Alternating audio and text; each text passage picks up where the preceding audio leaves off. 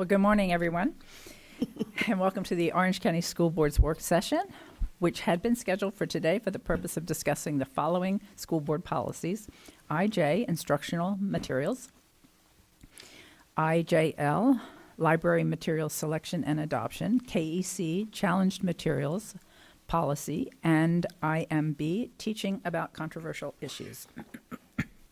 The public will have an opportunity to participate, will not have an opportunity at this time to participate in this work session to provide public comment because this is not a regularly scheduled school board meeting. No action will be taken, and there will be no pre-agenda period in which we would normally take public input from the public about relevant topics that are not related to I'm off to a good start, right? That are related to the work of the board. Thank you so much for joining us this morning. Board members are attending mostly in person, but not entirely, so let me do a quick roll call. Vice Chair Gallo.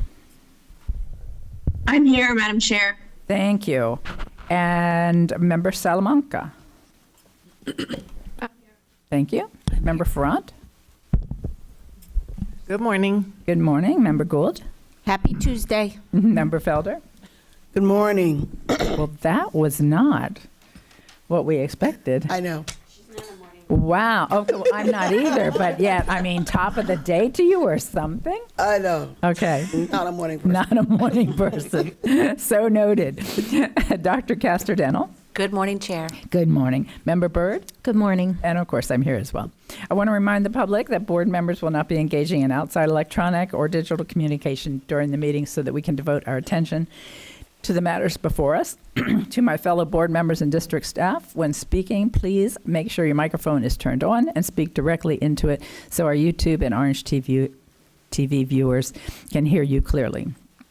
We are going to begin in just a moment with a moment of silence, but before doing so, I want to welcome everybody back to this Tuesday following a very, very incredible yesterday, Monday, where we celebrated both Martin Luther King, and here locally we celebrated Pappy Kennedy. And for those of you who were able to join us yesterday morning for a shite and briny breakfast, our superintendent was the keynote speaker and did a phenomenal job talking about the tale of two sons. And that's all I'm going to say right now. I think in a minute, after we've had a moment of silence and Pledge of Allegiance, that perhaps Member Felder will fill us in just a little bit more on those comments. But as we rise today, I will personally be giving thanks to how far our nation has come while praying desperately for how much further we need to go. Please rise.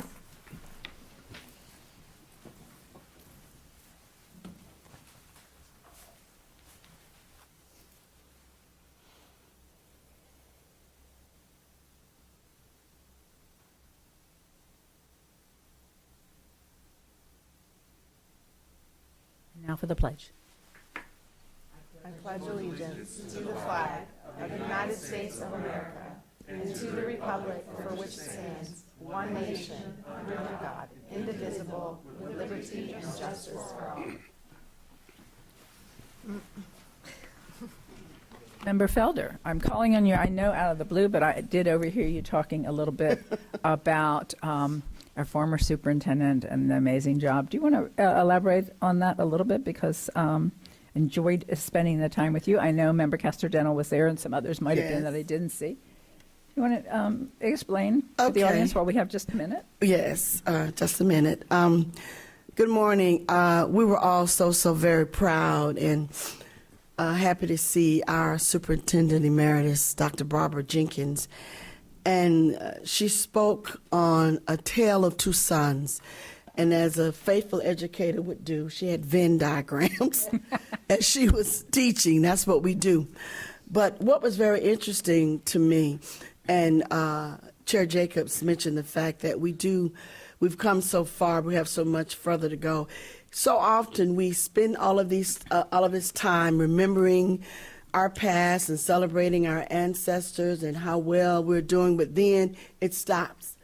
But what Dr. Jenkins did yesterday, she gave us some statistical data that would make us do more than just say, okay, celebration. When she talked about the 1 in 5 black boys who are incarcerated are men, and then 1 in 12 Latino men, and the fact that we are an educational entity, what we want to do, we want to expose our children, and then we need the public. Sometimes when you tell people and jar them, because they weren't ready for that data, because when she said it, there was a like over the room. But she was not making up, she was giving you stuff that we daily do. And so I'm so proud of our district and the fact that we go beyond the ordinary. We go beyond the status quo when it comes to inclusion and diversity. And what she did, they were probably expecting a rousing speech, as Martin Luther King has the ability and had the ability to rouse us. But if you listen to any of his speeches, and my favorite is a letter from a Birmingham jail, you will hear some nuggets that he deals with to make you go, ah. And that's what the superintendent emeritus did on yesterday. And so as we start our work session to discuss these materials in the library and teaching, then we have to be even more cognizant of that, the fact that we are the gatekeepers over the knowledge that is shared in our district that we oversee. Because we need to make, when you change a person's mindset, then you have success. And so we have a lot to do, Chair Jacobs. We do, but you know what? We are fit for the task. We are fit for the task. Thank you for this time. Thank you. Thank you. And I think our community is as well. Okay. So we are going to begin with School Board Policy IJ, Instructional Materials. Dr. Vasquez, I will turn it over to you. Thank you, Madam Chair. Today we are bringing forth 4 policies. IJ, Instructional Resources and Materials, IJL, Library Material Selection Adoption, IMB, Teaching About Controversial Issues, and KEC, Challenge Materials Policy. Rob Bixler and his team will be presenting policy revisions and recommendations for the board. I do want, just as a point of reference, we've been here a couple of times. We do have 3 books that were being reviewed. We were waiting on what our policy would be. We were also waiting to see what the training was from the DOE. And now that we have that, the 3 books, Genderqueer, This Book is Gay, and Let's Talk Teenage Guide to Sex, based on the training that our staff received, the recommendation is that those books be pulled. Based on what the changes are to our policy, we will take next steps with those 3 books. Go ahead. Good morning, Chair Jacobs, members of the board, Dr. Vasquez. Today we're going to be reviewing the timeline, our summary of actions, our proposed revisions, next steps, and then questions and discussions. For our tentative schedule, we reviewed as cabinet several months ago electronically the policy to give feedback. We had a work session on July 11th of 2022. We had a rule development workshop on August 16th, 2022, and then there was a little bit of a pause. We did have as we received word that we're going to have some training that was available for media specialists. Also, which is due to be published on January 1st of 2023. In between that, we also had the Florida Department of Education met, and they provided a new Florida admin code that now also includes all classroom libraries at the elementary level as being considered media centers also. So what you're going to see as we go through this, we've also incorporated those into these policies also. Then the rule development workshop will be to be determined, board approval to be determined, then effective date upon final vote. Mr. Bixler, this means closer Oh, to I'm you. sorry. Yes, thank you, sorry. For Board Member Ferrant and Board Member Salamanca, you haven't met my team, so I'll introduce. You have Maurice Dragon, the Senior Director for Digital Learning, and Allison Kibbe, who's the Director for Instructional Technology and Library Media. They've been a part of this process all along.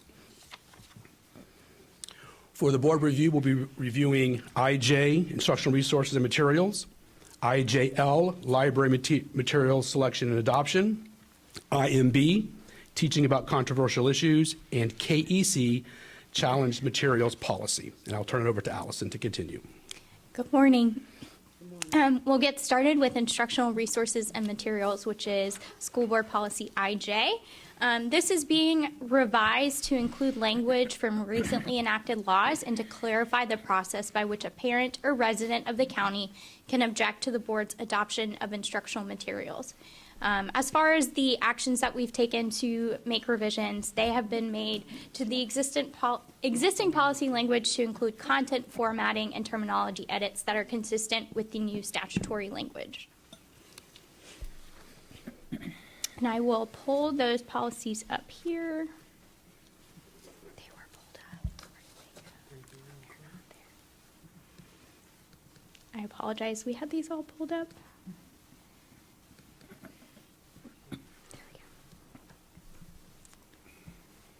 All right, and then I will zoom in for you so that you can actually read this, so that we can all read this. Oh.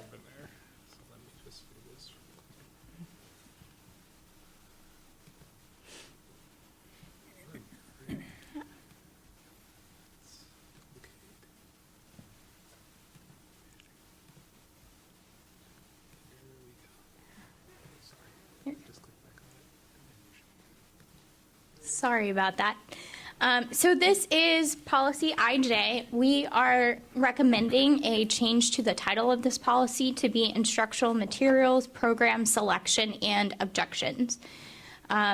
This talks about the allocation of instructional materials. We did not make any changes to this section here at the beginning, which talks about the distribution of all textbooks, library resources, and other instructional materials shall be made on an equitable basis to district schools. The allocation of these materials shall be based on student full-time equivalent membership funds, school enrollment, and membership, or similar indicators of the school student population. So no changes in that aspect of the instructional materials policy. Then the policy is divided up into different sections, and this section begins with the selection of instructional materials. We made some changes here to be more consistent with language in House Bill 1467 and changed the term from adopt to selection to be more consistent with the language in the statutes. So it is a constitutional duty and responsibility of the School Board of Orange County, Florida, to select and provide adequate instructional materials to all students of the district, whether the materials are selected from the list of approved materials from the Florida Department of Education or through a local selection program. The following procedures for the selection of instructional materials apply only to those instructional materials that serve as the major content tool and basis for instruction for each student in the core subject areas of mathematics, language arts, social studies, science, reading, and literature. The Division of Teaching and Learning shall coordinate the selection of instructional materials. So only minor changes in that section to the word adoption and using the word selection instead. The following section was tweaked quite a bit just to make sure that we were in line with the wording from House Bill 1467. This section focuses on the state-adopted instructional materials. So the Florida Commissioner of Education shall determine annually the areas in which instructional materials shall be submitted for adoption and evaluate them pursuant to law. No changes there. The superintendent or designee shall assign the responsibilities for the district's participation in the state adoption of instructional materials, determine areas of the curriculum in which state adoption of instructional materials is needed, and communicate those needs to the Commissioner of Education and establish procedures for the requisition, purchase, receipt, storage, distribution, use, conservation, maintenance of records and reports, management practices, and property accountability concerning instructional materials. No changes to that section. Item C, the duties and responsibilities include keeping adequate records and accounts for all financial transactions for funds collected. Such records and accounts shall be a component of the educational service delivery scope of the district's best financial management practices review. We removed item D as the training that was mentioned in this original version of the policy did not pertain to instructional materials originally. However, when the state did release their Florida Department of Education library media training, there is a component in there about instructional materials. So we found a different place to add this back into the policy, and I'll point that out to you. And then we removed item E. Does anybody have questions about this section so far? Any questions at this time? No, the only question I have was about removing that, but we'll get to that later. Yes, ma'am. Thank you. I'm sorry, Member Casterdental. Thank you, Madam Chair. The training that media specialists must take, that's basically a slideshow? It is a narrated slideshow at the moment, yes. We have been told that the Department of Education is working on creating a more dynamic version of the training. Do we have a place where members of the public can see that on our website? The members of the public can go to the Florida Department of Education's website currently, and it is on the instructional materials page, and it is the very first bullet at the top. But we can certainly link that on our website as well. Great, thank you. And it is also on this agenda item for today. I copied the slide, the PowerPoint to, it's on this agenda item. Well, I just wanted to make sure that it's easy to find. Yes. Thank you. Member Casterdental, I think that's an excellent suggestion. Thank you. Okay, the next portion of the policy deals with district adopted instructional materials, and this would be the process that we would follow if we were not following the state adopted process, but we followed that process. So the board shall implement its own instructional materials review and selection program for district adopted instructional materials that are not state adopted. The procedures are established within this policy and provide for the evaluation and selection of district adopted instructional materials. These procedures include processes, criteria, and requirements for the following: selection of review committees, members, one or more of whom must be a parent, legal guardian of a child enrolled in a district public school. And this comes directly from House Bill 1467, so this is amended to reflect the changes in that law. Review of instructional materials, selection of materials, including a thorough review of curriculum content and review committee recommendations. The procedures also identify by subject area a review cycle for instructional materials, specify the qualifications of reviewers, establish a process that certifies the accuracy of instructional materials, and comply with all other current requirements. And then we removed several items below to just overall create some more clarity within the policy about what happens when we actually evaluate the materials, regardless of whether we follow the state adopted process or the district adopted process. So the items that you see removed here have been absorbed in a different part of the policy. And that part of the policy is the evaluation of instructional materials. So you see here that this applies to both state adopted and the district adopted process. The board is responsible for the content of all instructional materials used in a classroom or otherwise made available to students, whether adopted and purchased from the state adopted instructional materials list, adopted and purchased through the district's instructional materials program under section 1006.283 of the Florida statutes, or otherwise purchased or made available. The selection of instructional materials and the standards used to determine the propriety of the materials shall include the age of students who normally could be expected to have access to the material, the educational purpose to be served by the material. Priority shall be given to the selection of materials that align with applicable state standards and include the instructional objectives contained within the curriculum frameworks for career and technical education and adult general education. The degree to which the material would be supplemented and explained by mature classroom instruction as part of a normal classroom instructional program. And then the consideration of the ethnic, socioeconomic, cultural, religious, physical, and racial diversity of our society in accordance with Section 1006.31 of the Florida statutes. Any instructional material containing pornography or otherwise prohibited by Section 847.012 of the Florida statutes may not be used or made available within any district school. For purposes of this policy, pornography is defined in the Florida Department of Education's online training program as the depiction of erotic behavior, as in pictures or writing, intended to cause sexual excitement. The instructional materials for College Board Advanced Placement, International Baccalaureate, Dual Enrollment, and Cambridge Assessment International Education are not selected by the board. The instructional materials may contain college-level content. Participation in these programs is voluntary.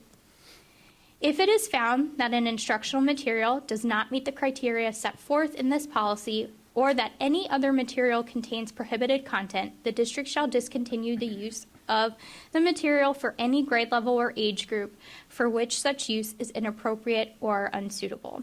And this is where we added the training component because participants learn about how to evaluate these materials in that training. So committee members shall complete a training program developed by the Florida Department of Education prior to involvement with the review and selection process. The training shall develop skills to assist committee members in making valid and objective recommendations regarding the content and rigor of instructional materials. And I will pause there to allow for I do have questions. one question for you.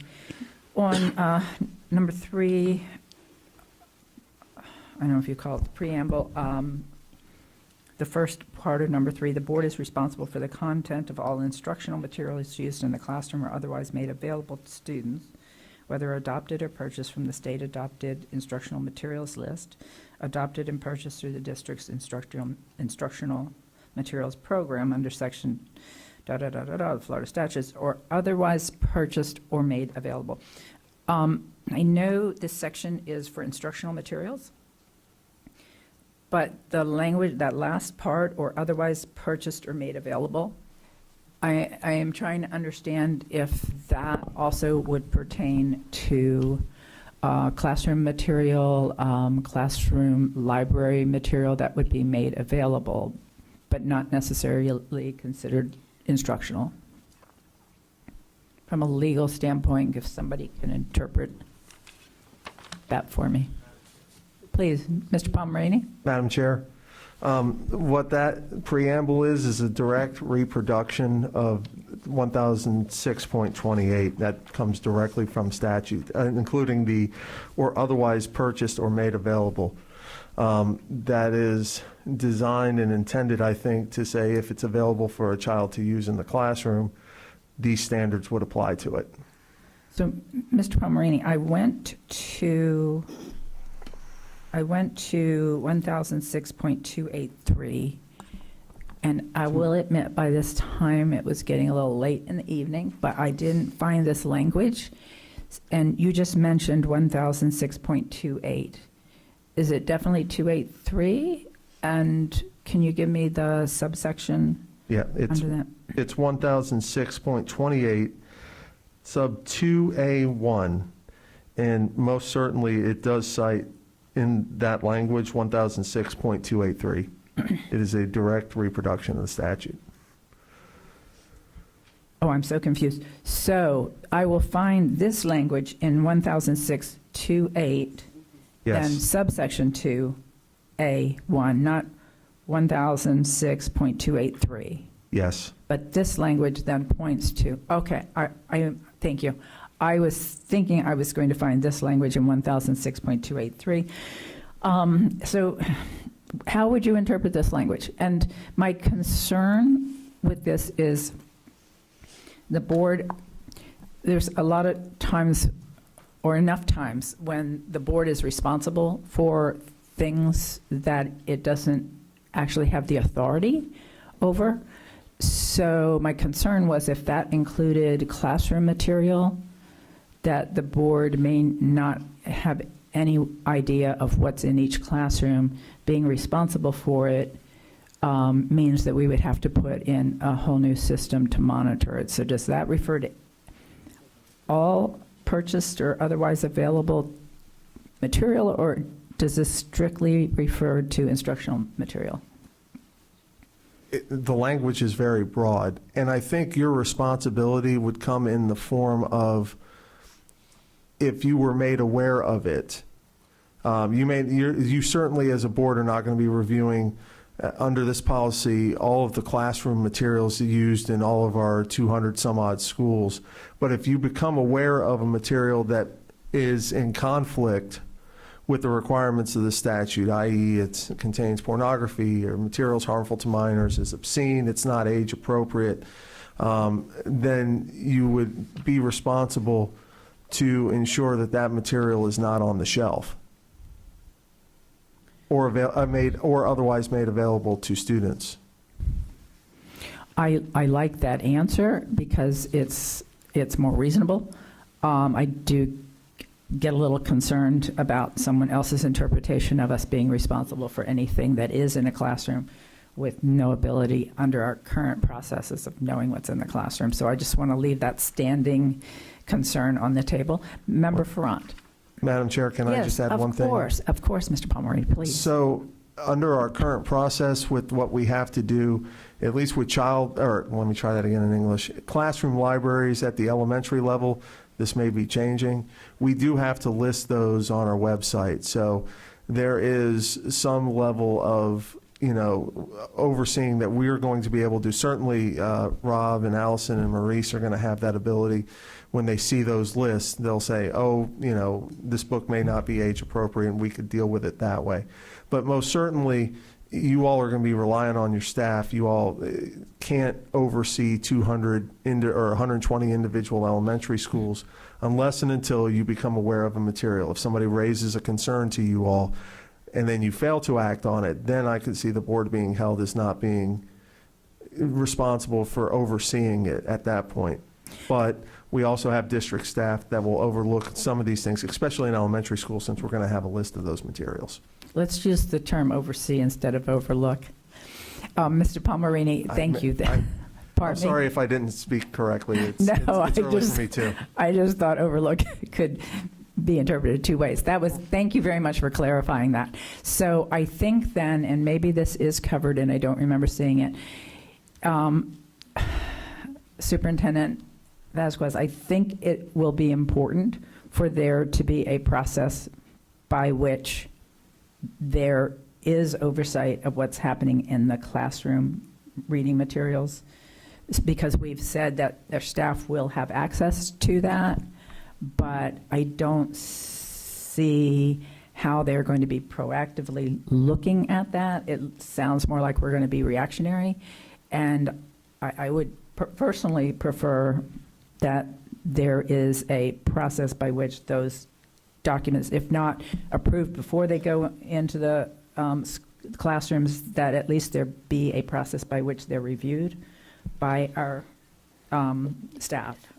So that's one person's opinion, but I just don't want something ending up in a classroom library that has been decided elsewhere or here as pornography, and having this board responsible for it because we don't have a process for our staff to review it.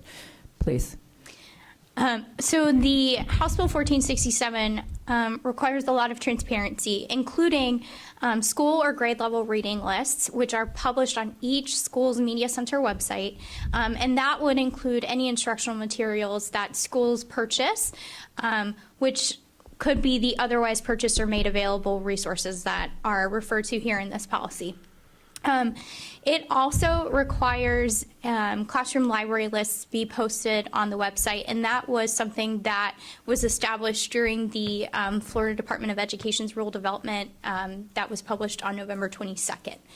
So the classroom library lists right now, teachers are compiling those lists. So that's phase one. We have to get all of all of the data at the elementary school level. And then the next phase will involve media specialists actually going through and vetting all of those titles. So we're working on a way to scale that because we know that it's one media specialist against thousands of books in teachers' classrooms. And so we're working on just right now getting the list and getting teachers to create those. And those are due to the district on March 10th, and they will be published on every school's media center website. So, to summarize, there will be a review of all of those done by our staff. Yes, and we are Yes. also requiring that principals go through the training that was given out by the Department of Education. We suspect that there will be more information forthcoming as books are submitted or districts share titles that have been pulled. So we're not sure that this is the end-all and be-all, but principals have been made aware that they are responsible for the resources within their schools that are being used. I've also had conversations with legal, and I want to reiterate what Deputy Counsel Palmerini said. We will do our due diligence to ensure that all of the resources in our schools comply with the law.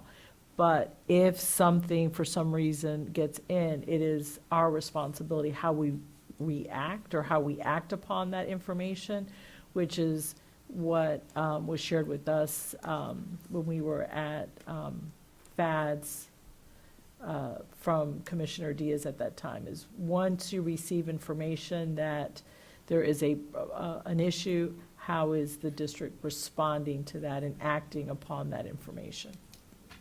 Thank you. And let's go next to Member Ferrand. Thank you, Chair Jacobs.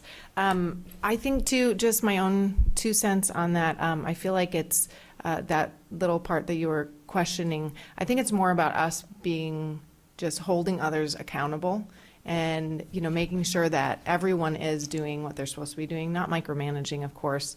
But, if we see something coming up and saying, hey, is this being taken care of, checking in with our principals or, whatever, what do they call them? The area superintendents, things like that, just making sure that everyone is kind of on the same page. Do they need help? And just holding them accountable. I don't think it's going to be something where if one book is found and we had no idea, because it is true, that could happen. Someone brings it in, it's one day it's in the classroom and then all of a sudden we're responsible. I think it's more about how we are responding to it, like we've been saying. So my question real quick was on, let's see, what section is this? So it's number 3, let's see, B, but then it seems like there's 2 Bs. I don't know, because then there's 2 Bs here, but it says the instructional material for college board, advanced placement, internal baccalaureate, dual enrollment, those type of things. It says participation in these programs is voluntary. Is there something where we are notifying parents? For instance, most 9th graders are put automatically into an AP course for,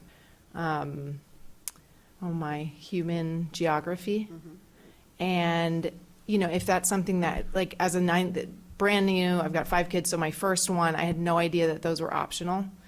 Or voluntary. I just assumed that was something we had to do because that's what was given to him. Are parents being made aware that that is voluntary, and how is that happening? One of the lessons learned from all of this is we have posted information on our website now about all of this. Mm-hmm. And we also are requiring letters be sent home that lets the parents know the rules and regulations around this as it relates to advanced studies courses. Mm-hmm. So whether or not we need to be more open or more transparent about voluntary, I can't remember what the letter actually says, but we can definitely take that back. But we have been sending notification home. Okay. We requested all parents, all schools send letter home and teachers send letters home about the materials and college mm-hmm. level to make them aware they can opt in and opt out. But I can do more from that middle school, 8th grade to mm-hmm. 9th grade transition, we can definitely work Okay. on that for sure. Oh, thank you so much. I appreciate Absolutely. it. Because I know there are some classes, maybe not the human geography, I don't feel like there's anything in that one, but there are others where they're given books to read Correct. that are going to be more adult content. And then they're not allowed to opt out of reading that because it's part of the curriculum and you have to take it for the class. So just so parents are aware that, hey, your child is signed up for this, there are these are the titles of the books that are going to be read. Some of these may be controversial. If you don't want your child reading these books, sign them up for a different class. That way there's more transparency and people are aware before it's halfway through the semester and it's kind of too late. That's a great takeaway, because I know we sent it home this year when school started, but to your point, getting those 8th graders before they transition and make their schedules is a good takeaway for us. We'll take Perfect, care of thank that. you. Vice Chair Gallo.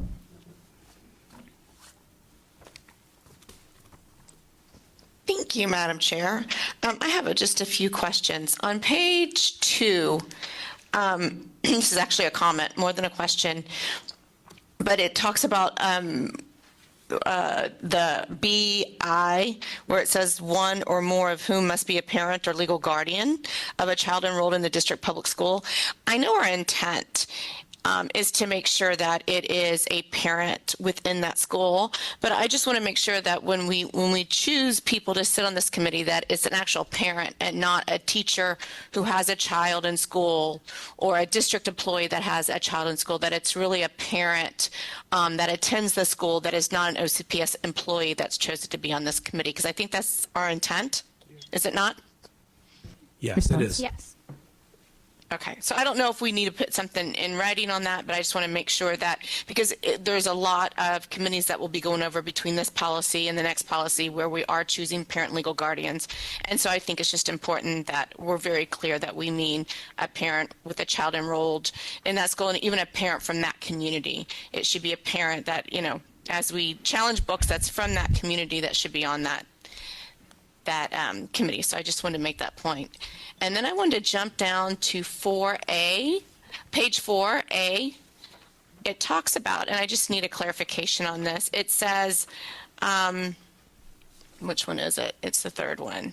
The degree of which the material would be supplemented and explained by mature classroom instruction. What do you mean by mature classroom instruction? This language also comes directly from the state statutes, and we could, Mr. Palmerini, would you be able to? Okay, Give me a second. thank you. Did that work? No.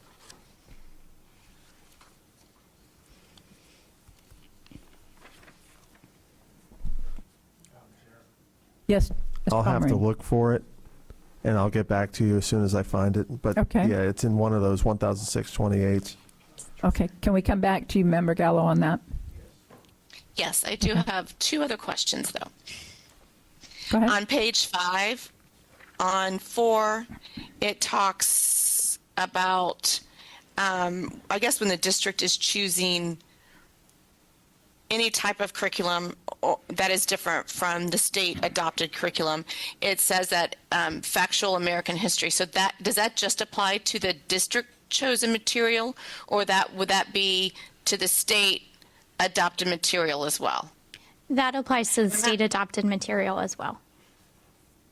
So if we were to get some curriculum or look at curriculum that was adopted by the state that didn't depict clear factual American history, then we would not adopt that curriculum in Orange County?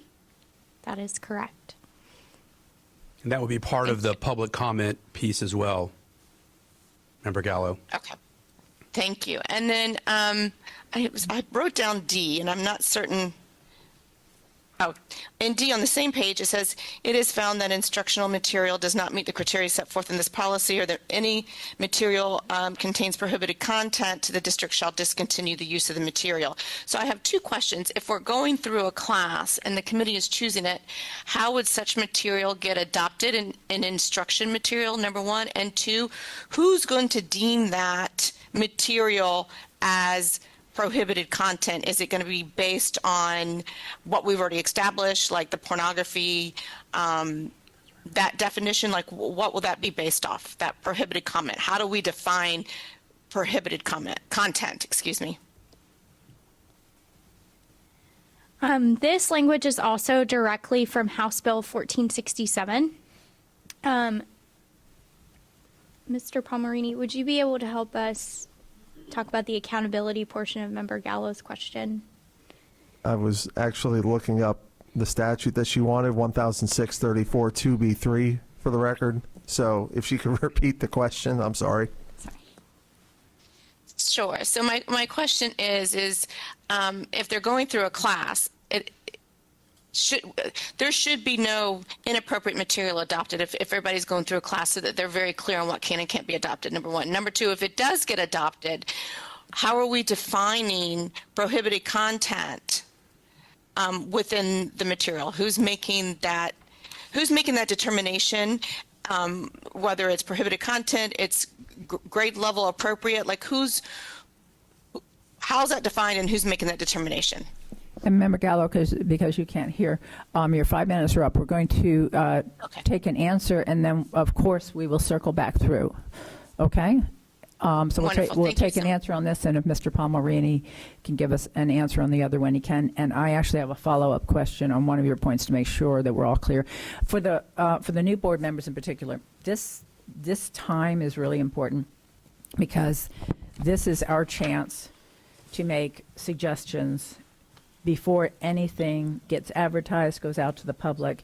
Once we get to the next step, then if we go, ooh, ouch, didn't quite mean that, let's rephrase that, then we kind of start the process all over again. So it's worth our time slowing down and making sure that all the words make sense and we're comfortable with it now. And sometimes I feel like we kind of rush through this because we have 2 more hearings. But then we get to the next hearing and we're like, we're not happy, and we have to step back. Does that make any sense? Okay. So you want to take a shot at answering? I was going to let Mr. Member Palmerini, Gallo's. and then I can maybe give an example. Okay, great. Can you hear me? Yes. So in looking at whether or not a material contains prohibited content, I can only think that it would come up in the context of we would receive a complaint, for example. I could see that context. And in that context, if we receive a complaint from a parent, then what we would do is our staff would look at it and say, based upon the factors for instructional materials that we look at, generally age appropriate, not containing any pornography, harmful to minors materials, is this actually factually correct? Our staff would make a determination on whether or not it contained prohibited content in the first instance. And if our staff finds that it contains prohibited content, then we would discontinue the usage of it in the grade levels in which it's appropriate. That's how I envision this process working out. And Mr. Bixler has another example. Well, the one that came to mind is, sometimes the legislature passes, laws that says we can't teach something. So, for example, the math textbook adoption last year, where they came out after we began the adoption process and says you can't have information about SEL in your math textbook. That could be an example where you have something adopted. The state could come out and say you can't have this item in your materials. We have to pull those. So that was like a practical example I came up with. Okay. I think there will probably be some follow-up questions, like when we say staff. We're working on a broad level, but I think the board will probably want to understand the implementation part and whether or not we have that in policy, or whether that's something that you come back and provide. I think it's going to be important to understand, is that district staff, is that staff at the school? And then the one other thing I think we need to get clarification when we come back from Member Gallo, when she wants to make sure that that parent isn't a teacher, does that mean not a district employee at all? So I think we need clarity on that before you all write something and we come back and are on different pages. Okay, let's go on to Member Byrd. Thank you. I have a few questions. First, how are we helping teachers with this whole process of cataloging? Obviously, I've probably heard the same things you've heard, that especially our elementary school teachers who have huge libraries, classroom libraries, have just said, okay, I'll just pack them up and put them away. I'm not going through this process of cataloging. So that's exactly what they're doing. They're packing them up, and our babies are not having access to all those books in their classroom because of this. So is there anything we're doing as a district to help our teachers or support them, or are we providing them with some kind of easy cataloging program or something that would make this easy? So we had a long discussion about this topic when it first came out. And so I'll let Allison kind of tell you the specifics of what we're trying to do to assist. And she happened to be at a conference with other districts trying to work through this as well. And every district's doing something a little bit different. And part of the dilemma that we face is being so large is from a central office perspective, assisting 5,000 to 6,000 teachers with their books that could change on a daily basis. It became impractical for us to assume that responsibility. And so we pivoted from that to what could we do to provide them training and support. And I won't say it's the easiest way, but ideas on how to do this. I'll let Allison talk to you more specifics, but we did have this discussion. It's very difficult for us as a central office to say, I'm sorry, classroom teachers, this will have to fall on you, but there was no logistical way that we could monitor that on a daily basis. And I was an elementary school principal, so I know this classroom libraries change on a daily basis also. Allison. We have heard the same things. So we try to think about the resources that we have at the schools, and we know that we have iPads, swivel kit iPads. And so we worked with ITS to push out an app called ISBN Scan. It allows teachers to scan the titles that they have in their classroom library and then export all of the books that they have scanned into a Google Sheet that we have asked them to place in a Google folder. The app is not perfect. There is no app that is perfect, and so some of the information it does not recognize in the ISBN database. So that information about those titles has to be added manually, and you can do that either directly in the app or you can do that on the Google Sheet that ends up being generated after that process. Many schools have engaged volunteers in this process, so parent volunteers, student volunteers, and then, as you said, some teachers have individually chosen to no longer offer a classroom library, unfortunately. This is not something that was funded, and so I think that, causes issues as well. Yeah. Okay. Thank you. I appreciate the resources, and I'm sure you guys are doing a great job of pushing that out so that teachers know. Where exactly on school websites are the classroom resources going to be? I can show you if that would be okay. That would be helpful. Thank you.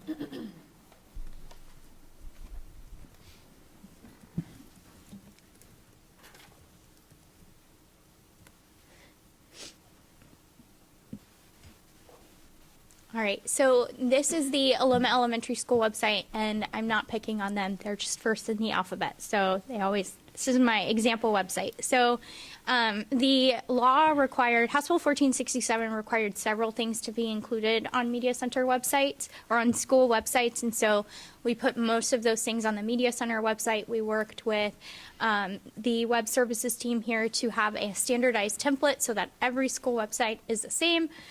So if you go to any school website and you click on Media Center, you're going to be able to click on that, or you're going to be able to click on the Destiny Library Catalog. That is a requirement of House Bill 1467 that you have to provide public access to your school's library catalog. So that is there. If you click on Media Center, it loads. It's loading. You'll see a lovely template.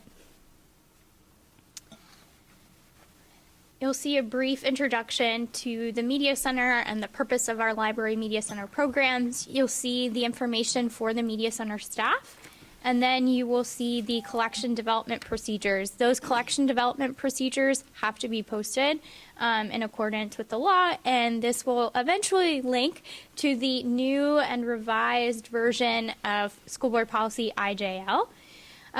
There's also information about the Destiny Library Catalog and how that is the system that we use to track all of our books. And then there's a video that teaches users how to actually search our Destiny Library Catalog. We got some community feedback about that, and that video is also available in Spanish. Next, you will see the heading for instructional materials. Those do have to be listed, again, in accordance with House Bill 1467 and the statutes. So these are on every school website, K-12, and we have grade band specific lists. We continue to add to these lists here and provide lists to the schools. For example, we have some schools who purchase instructional materials that the district doesn't purchase, and so we've been working with those vendors to get lists of all of the materials that they provide in their subscription or in their kit or in their set, and then are sharing those with schools.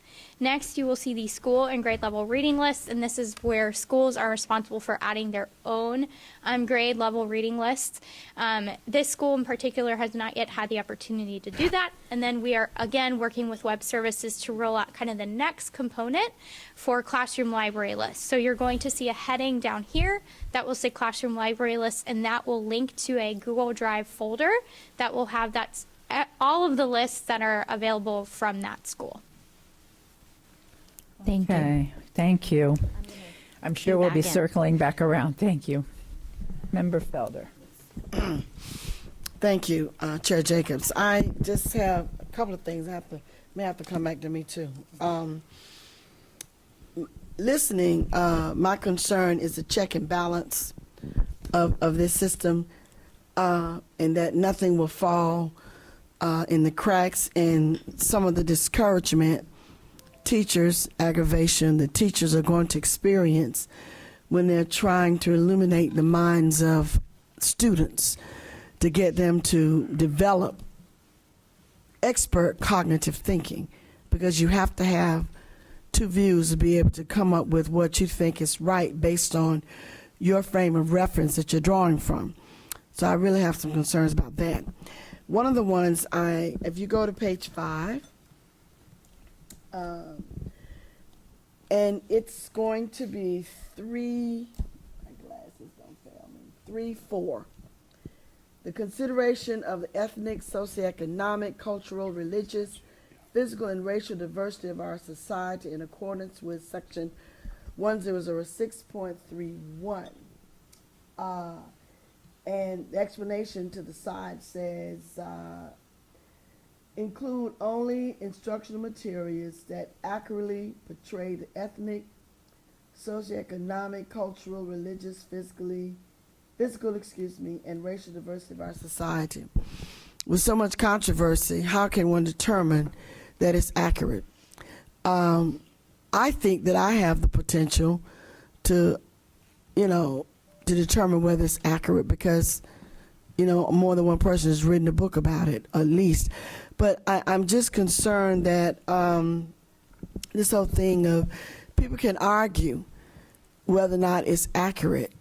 So I just have a concern. What is the measuring stick to determine that it's accurate? Because none of us were back there, but is it accurate? Okay. The second question I have regarding our policy on instructional material is there may be books adopted, materials that they go over, but what about the extra the teachers may use? For an example, we used to, I can't think of the term, it escapes me, but we used to have lessons, and I remember when I was teaching, we had to show a segment of The Godfather, Godfather Part 2, and it's rated R, and it was showing, the when the guy came over as an immigrant. So, and it was a part of the instructional material. So teachers who decide to add, other materials, like maybe a snippet from a film or a snippet from a song or something. I remember teaching Dylan Thomas' Don't Go Gently and That Good Night along with Tupac's Me Against the World. so my students can understand make the comparative analysis. So, I mean, but I had no restrictions. I had no one micromanaging my material because I put out a syllabus. The summer before, I mean, we have a week of pre-planning. The syllabus is, we start working on the syllabus that Tuesday, that Wednesday, second day of pre-planning. By Thursday, it needs to be completed. So the principal gets a copy, the AP gets a copy, and then we have parent night. When they come, like in about 2 weeks when school starts, and they see, I have a PowerPoint, they see exactly what you're teaching. So I'm just concerned that how is all this going to get checked? And will it be checked in such a way that it prohibits the creativity of teaching subject matter that would allow our students to use their brains cognitively? I'm just so concerned about that. I'll probably roll back around, but I just wanted to put that out there. Thank you. I'm not sure if there's a question you can answer in there. Well, I mean, I think, Member Felder kind of said it best when she shared before. Part of it is being transparent with their families about the syllabus. And so, I mean, I can't speak to statute, but I mean, I think part of that communication piece and letting parents know what you're going to be teaching and the resources they're going to be using kind of falls in line with what the policy is trying to illuminate, is be transparent and share with what you're going to be doing. And you've shared stories with me personally of how you've use literature in your teaching, but you've always brought the parents in on the front end to share what you're going to be using. I think that's kind of what this ties into. But I remember your real question was, okay, you've got this. How in the world, with so many, 14,000 teachers, who's going to be checking ahead of time of sending out a syllabus saying, this is my reading list and why? That was everything you said, I grasp the problems, but that technical problem, can you address that? So a couple of ways to address Member Felder's question. Number one, you sent out the syllabus, and I think the school or grade level reading list is kind of another way of doing the same thing. So all of the things that you were mentioning, the books, ebooks, videos, those are all supposed to be on the school or grade level reading list if they are part of required instruction. Okay. So teachers would need to add those.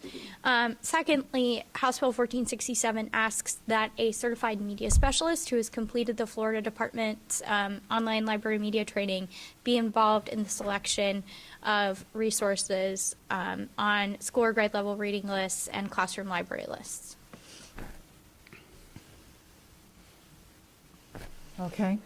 Not satisfactory, but that's where it is right now. We'll come back. Since we're not making any decisions now, it's good that we're not, but at least we realize that this is a discussion that we're going to it's going to be continuous. Right. It is as things come up, but I'm hoping as a board member you're understanding where I stand and where I'm going to stand as it relates to this issue about instructional materials. Thank you, Member Felder. Thank you. Member Castrodano. Thank you, Madam Chair. I am, pardon me if I'm a little confused. The class libraries the books are usually purchased by the teachers or parents or donated by students. And school libraries are purchased through school funds. Our class libraries, a lot of times they're not for instructional purposes. They're more to supplement a student's interests or free choice. Is this policy kind of controlling both instructional and the teacher's supplemental library? So that was determined in the rule that was developed on November 22nd by the Florida Department of Education, and I could get you the exact number. It's in here somewhere for the rule. Okay, well, to help Allison out, thank you. It's 6A-7.013, and what they did is they said library and media center. They gave a definition. Library and media center includes everything you have in your library, plus your classroom libraries in your your elementary grades. Yes. So it lumped in classroom libraries from a teacher into a library media center definition. Okay. follow-up. There was discussion on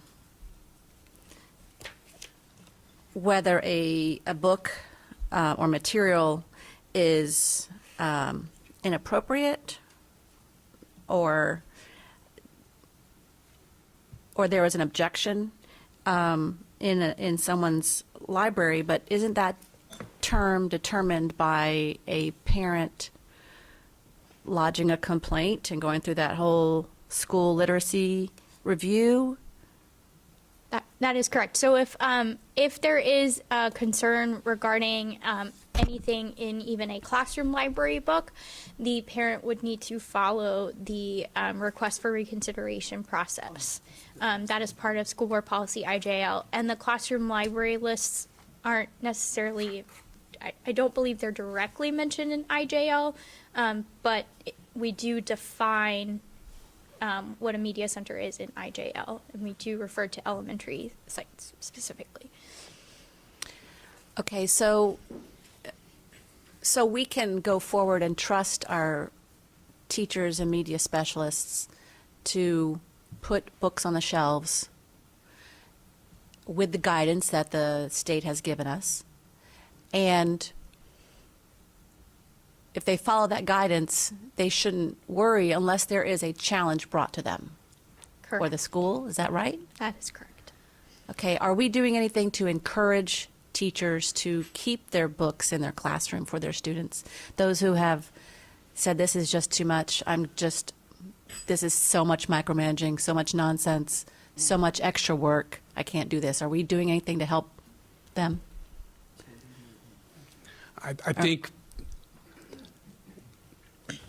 we're trying to be encouraging because it is their choice to have that library or not. And as Allison has said, we've heard the gamut. Some are like, I can make this work. I can make it happen. We'll figure it out, getting volunteers in. And some have just felt that it's just not worth their amount of time. So it's really, it's all over. We're hearing it multiple, or they're going to pare down their library. Instead of having so many, they're going to go through and weed it, pare it down, so they don't have to manage so much of it. So it's a little bit of everything.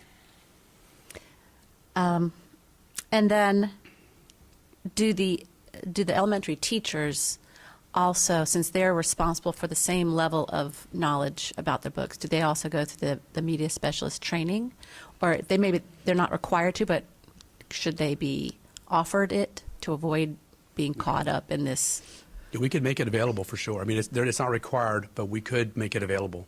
Okay. Yeah, we'll figure out how to make that work, but we could do that. All right, thank you. Thank you. Thank you. Let's go to Member Gould.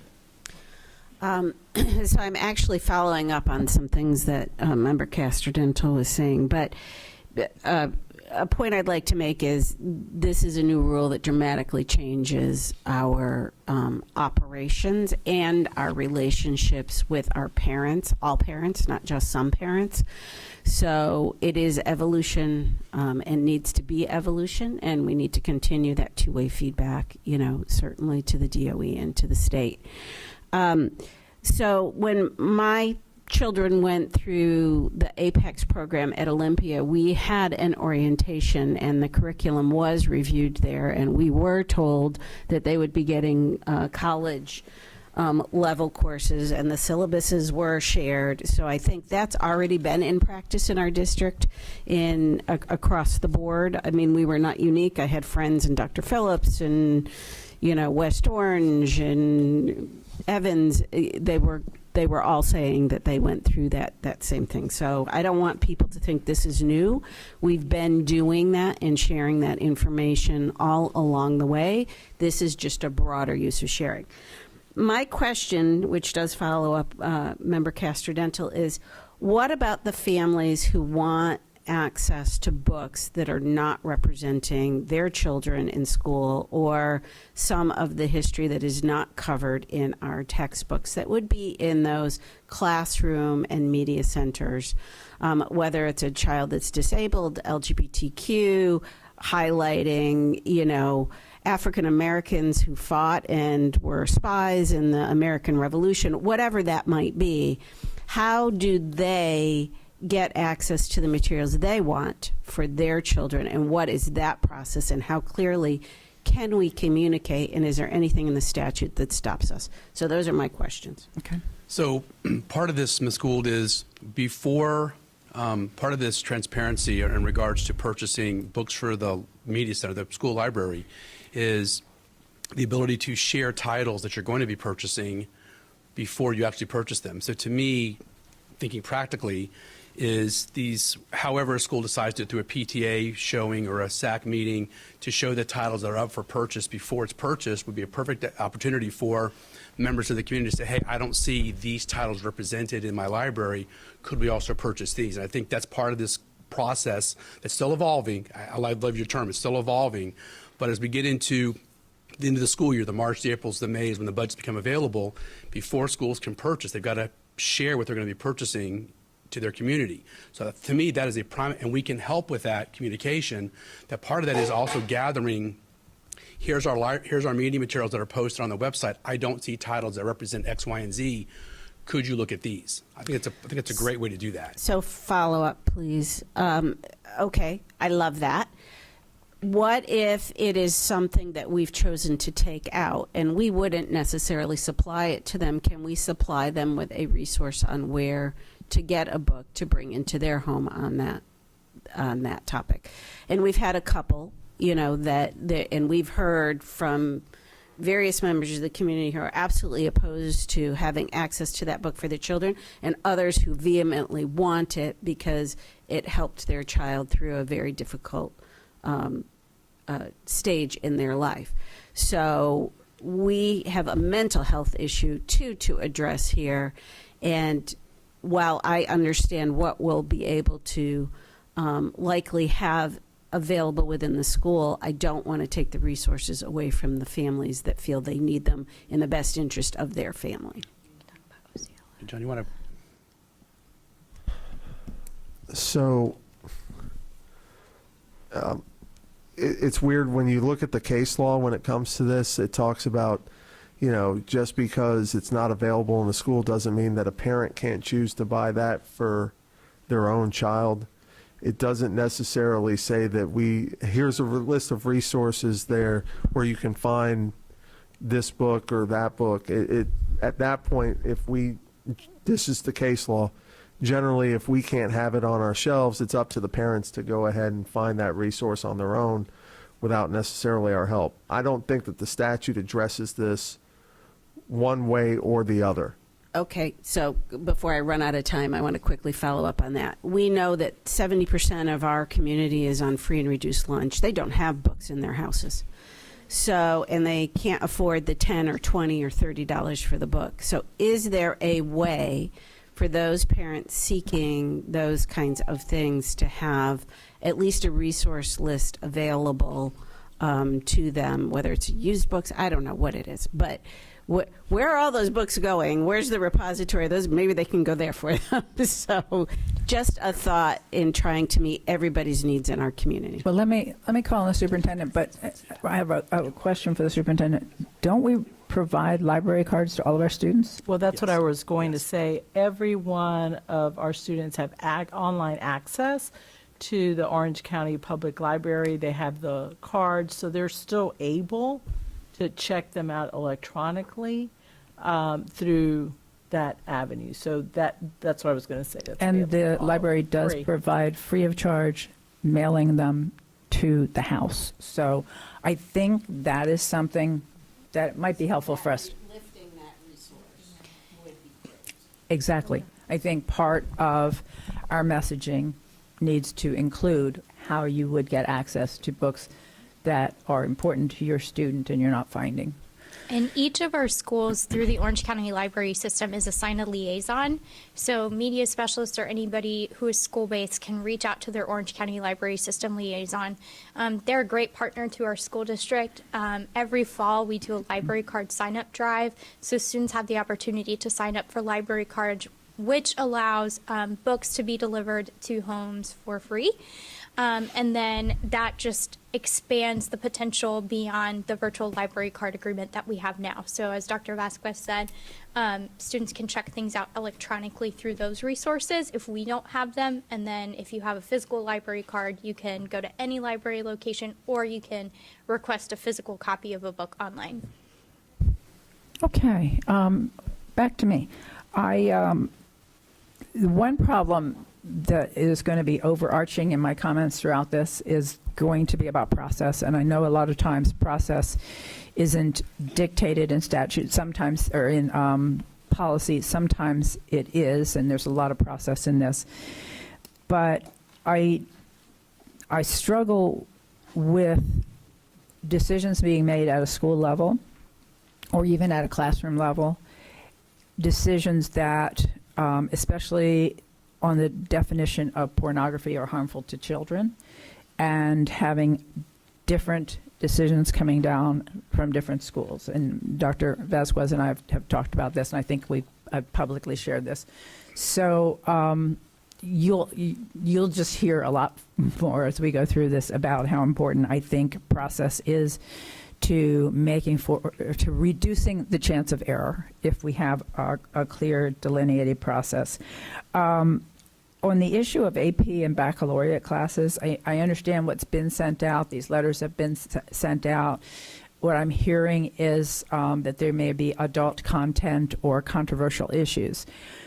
What I am looking down the pipeline and thinking about what kind of complaints might we still get, I think that language alone may not communicate to parents that the content may not be consistent with the content allowed by the state, which sounds contradictory, because I think the state has said it's okay if it's in that class but not this class.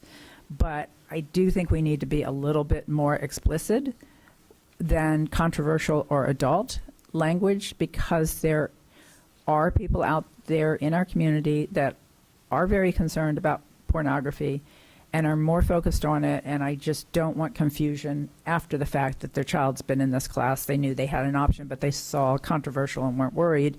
They didn't expect sexually explicit content because of all they've heard in the news. So I don't know exactly how we communicate it in a way to make sure that parents understand what they're choosing, but I do think it's probably going to be important. I think we had an answer on Member Gallo's question. I saw nods of heads that the parent is not going to be an employee of the district. Is that the general thinking you had, Member Gallo? Or just not a teacher? Yes, Madam Chair, that it would not be an OCPS employee. Okay. And then one other question. I don't remember where it was, but I did see it, and we've talked about it. We've talked about the language in the statute that refers to elementary classroom libraries. Why is it only elementary? Do middle school and high schools not have classroom libraries? Well, currently it is only elementary. The rule is currently up for proposed revision again to exclude the word elementary and work towards including all classrooms, grades K through 12. And public comment is due on January 18th. Well, thank you for clarifying that. I just thought it was odd that they singled it out, and I wondered if it was a typo. So at the end of the day, it might be, but we'll cross that bridge when we get there. And I think that's it for me at this time. Let me go to Vice Chair Gallo. Thank you, Madam Chair. So regarding the topic that we're currently discussing, in tomorrow's State Board of Education, they are changing the rule, and I have no reason to doubt that it won't get passed. And it does say that the media specialist has to approve all library materials, including classroom libraries, must be approved and selected by a media specialist. That's what the rule says if passed tomorrow, and I believe it will get passed. So I guess my question is I don't know if this is verbiage that we need to put in IJ and IJL, but we're going to have, if this passes tomorrow, we will need to change our policy to reflect this change. And we're at a work session now, and we will, in 30 days after we post it, try to go to, we're workshopping it, sorry, go to a work session where there can be public comment. Will that get pushed out so that we can incorporate this new language that will be adopted tomorrow? That's my first question. Thank you. Answer from Member Gallo? Mr. Palmerini, you're recognized. Thank you, Madam Chair. Certainly, we can. We're going to have to notice this for a rule development workshop. We're going to then have to incorporate the language that comes from this new rule getting passed. I suspect that by the time we get this noticed for a rule development workshop, Rob and his team and Amy and I will, or Ms. Enval and I will have the opportunity to sit down and put the language in there so that we can properly reflect the new rule by the time we come to a rule development workshop. And then what we would indicate in the red line would be this was from the recently enacted change to Rule 6A, whatever, on whatever date that ends up occurring.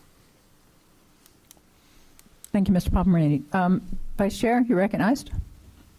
Thank you, Madam Chair. All right, so it wouldn't necessarily then need to come back before the board. Is that correct? Mr. Palmerini? Not in a work session, Vice Chair Gallo. We could incorporate that change and bring it to the rule development workshop. Vice Chair? Thank you. And then I just want to circle back to what I was discussing earlier on page 5, that D, on how to determine the material that isn't appropriate. I just want to make sure I understand, because I believe another board member circled back to it too. So there would have to be a challenge to the material, so the material would go through the committee process, and that's how it would be deemed not age appropriate or not suitable material for that school. Is that correct? Yes. And that objection process is outlined at the end of this policy. Thank you. And then finally, my last question is,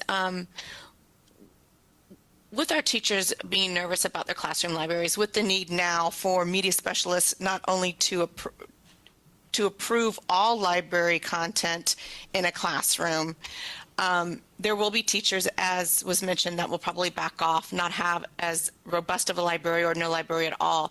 So what are we going to do as a district to make sure that those children get more media time, that they have access to books that they need, that they have access to books that they enjoy reading? We're still struggling from the pandemic, and the thought that a child wouldn't have as much access to a book as they would last year or even 2 weeks ago concerns me.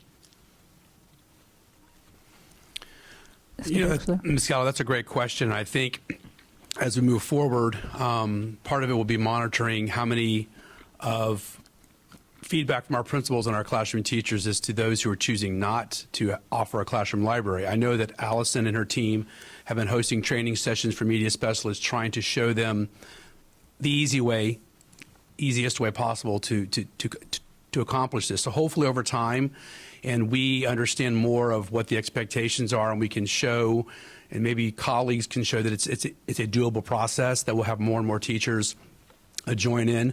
I understand the frustration or the concern, and I understand the teachers' frustration. And we're doing all that we can to show them the way to do it and make it as manageable as possible. Member Gallo? Thank you so much. That's all I have, Madam Chair. All right, thank you. Member Front? Thank you, Chair Jacobs. Okay, so for me, I just wanted to double check. Okay, when we go on to the destiny.ocps website, so it's our, how we can look, members of the public can go and look and see which books are in each school. So we click on that, it shows an entire list of every school available. Is there a way on that website where you'd click a school and now it would show every teacher, every classroom, and the teachers then can select, just like we do here, they would just type in the book that they have, it comes up, they select it, and that graphic is now within their classroom. It's by school, though, correct? Yeah, so when you click on Destiny Library Catalog, it takes you to the school's media center collection, like in the media center. Eventually, what you are going to see at the bottom of this website, and we haven't rolled this out yet, is a classroom library lists heading, and then underneath that is a link to a Google Drive folder that has all of the reading lists in it, or classroom library lists in it. So it'll be Miss Kibbe's fifth grade classroom library list, and it will have the title and author of all of the books in that classroom. So we aren't able to put those into the Destiny Library Catalog for the media centers. Is there a reason why, or is there a way we can ask Destiny? Is that our website, or is that through? Destiny is something that we purchase a license for, and at the moment, they don't offer a product that is just for classroom libraries, and we are not aware of a product. And then again, this is not something that has been funded, so we are doing what we can. And there's no way to put, I'm just trying to think of other ideas to make this easier, because this would be very easy where you're just typing in the name, it's selecting it, a parent comes in and helps the teacher, because obviously we want teachers to have books in their own classrooms for kids to read. That's, I mean, the kids come in, they're reading Dog Man, or, you get up into the middle school, there's different books, and so for teachers to think, I just want to, not get rid of the books, if they're having to do a whole Google Drive, yes, that is tedious, but there's got to be a better way. I mean, we're in 2023. We've explored many different ways. So the iPad and the app that we have recommended is kind of the easiest out of all of the options. It doesn't require any sort of account creation. You just open the app and you scan and you go. As I mentioned, it does not capture every single book because no app is perfect. But then teachers have also been looking at other apps. They've been signing up for accounts as long as it generates the same format, which is it has to be a searchable format and include the title and author and other specific information in a searchable format. And so we've decided that is a Google Sheet for our district. And then maybe too, if, the whole thing where like the media center, the media specialists are the ones who are, having to approve and select these, can they go through and say, hey, they go down a list already, they already know, okay, all Dog Man, great, we love it. All the, Bad Guys series, we love those are great. They go through and do all that. Those are already selected. A teacher goes and looks at the list and goes, oh, yeah, those are on there. Great. It's approved. Something in that sense where they're already seeing it. It's now covering every teacher within their school. And then, eventually then the teacher would have to go with their list and have it approved. So at the moment, we don't have like an approved list of any sort because we don't actually know what teachers have in their classrooms. We can expect that the Dog Mans, the Diary of a Wimpy Kids, the beloved books that there will be many of throughout our district. So we are trying to figure out a way to scale this. So we are asking everybody to put everything in these Google folders, which we all have access to here at the district level. Ideally, we're going to find a techno-magical way to involve many people in approving those books. So rather than 140 media specialists all approving the same copy of Dog Man, we're looking at a way where one media specialist who has taken the training can approve Dog Man for all 140 schools. There we go. And so we are looking at ways to do that, just to be as efficient as possible with this process. Okay, and then another question, as board members, are we able to get access to all the books within our county? Right now, as a board member, I have to go in just like a parent and I have to type in, click on them. Like yesterday, I found 2 books, and then I'm going through each of my district schools. But is there a way for us? I know you guys have that access. Yeah, so we can provide you with a link that and some directions to search by the entire catalog, but we can't necessarily build out like mini catalogs that are just the schools in your district. No, but as a whole, the county as a whole, I would like that. We can provide you with directions for how to search. Thank you. You're welcome. All right, Member Byrd. Thank you. I just wanted to throw out there when we were talking about public libraries that the Orange County Public Libraries did away with their overdue fees in October, as many libraries across the country have done to try to encourage reading. So, hopefully that's something we can also push out there. All right, so I want to go back to something that one of the board members brought up about supplemental materials in classrooms. And, I'm thinking middle school, high school level. As was mentioned, many times teachers will show, video clips or whatever having to do with something, particular subject they're teaching. And when I read this is all of that is supposed to be cataloged because it's considered supplemental. Is that? Palmerini? I wouldn't say cataloged per se. I think it is for your primary instructional materials, your ebooks, and that kind of stuff. But with respect to whether or not it can be used or not, if it's in the classroom and being used with students, it is subject to the challenge process. It is subject to our responsibility to remove it. But I don't think we have to go in there and say every supplemental thing has to be cataloged. Now, I will say, with respect to that, and we've had these discussions too, supplemental materials are designed to supplement and align with the Florida standards that have been approved by the state. So if you have, and I'm hard-pressed to think of an example right now, but you could have a supplemental material that directly contradicts what the Florida standard would be. In that case, you probably wouldn't want it to be utilized because it's conflicting with the Florida standard. But as for actually cataloging every one of those, no. But we're responsible to ensure that they're age-appropriate, they don't contain inappropriate materials, et cetera, et cetera. Okay. I was just curious about that.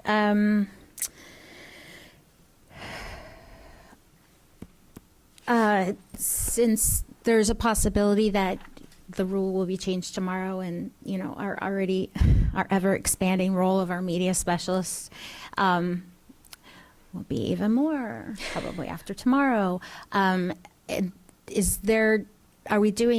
What are we doing for our media specialists? What kind of help are we giving? Are we offering any supplements or anything for all the extra hours of work that they're now required to put in? So anything, as I'm reminded almost daily by general counsel, that has to be bargained. We did start last summer by giving extra days to our media specialists over the summer so they could start to call and catalog their collection. We'll continue to do that. Probably give them more days this summer than we did last year. And I agree, given the extra responsibilities of having to approve classroom libraries, we probably need to, as part of the bargaining, look at a supplement for them, as we are for other resource positions based on the amount of work that's been added. That's great, thank you. What about, this is another possibility, could we, as a district, look at, and I know money and resources are always an issue, but could we look at supplementing elementary libraries, classroom libraries, with books? Providing sets of books that are approved books for our elementary classrooms to ensure that all of our kids have access to plenty of reading materials. So we already have some partnerships where we're providing classroom libraries at some of the schools. As you mentioned, it's dollars. And so if we're looking at providing raises for staff, that adds up very, very quickly.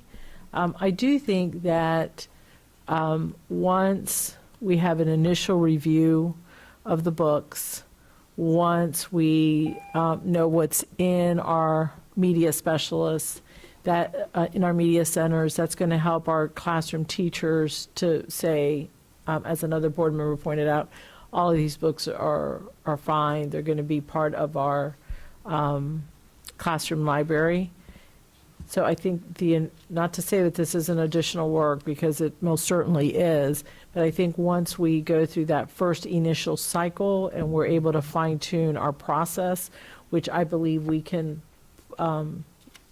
share with the board and not include in the policy, because it'll be something that will be tweaked, that it will get better than it is right now. Certainly, as Board Member Gallo mentioned, that it's going to take away the term elementary. We will learn from others, and our media specialists are very good about collaborating. We need to get through this initial hump. Thank you. Thank you. Member Salamanca. Thank you, Chair. So maybe one very broad question that is maybe too much in the weeds, but I'm curious, between media center materials and instructional materials, is this a different threshold of review, a different process of review? Is there a difference, period, on how the state and how we are treating it? Obviously, I read through both the policies, but I just want to make sure I'm clear on that.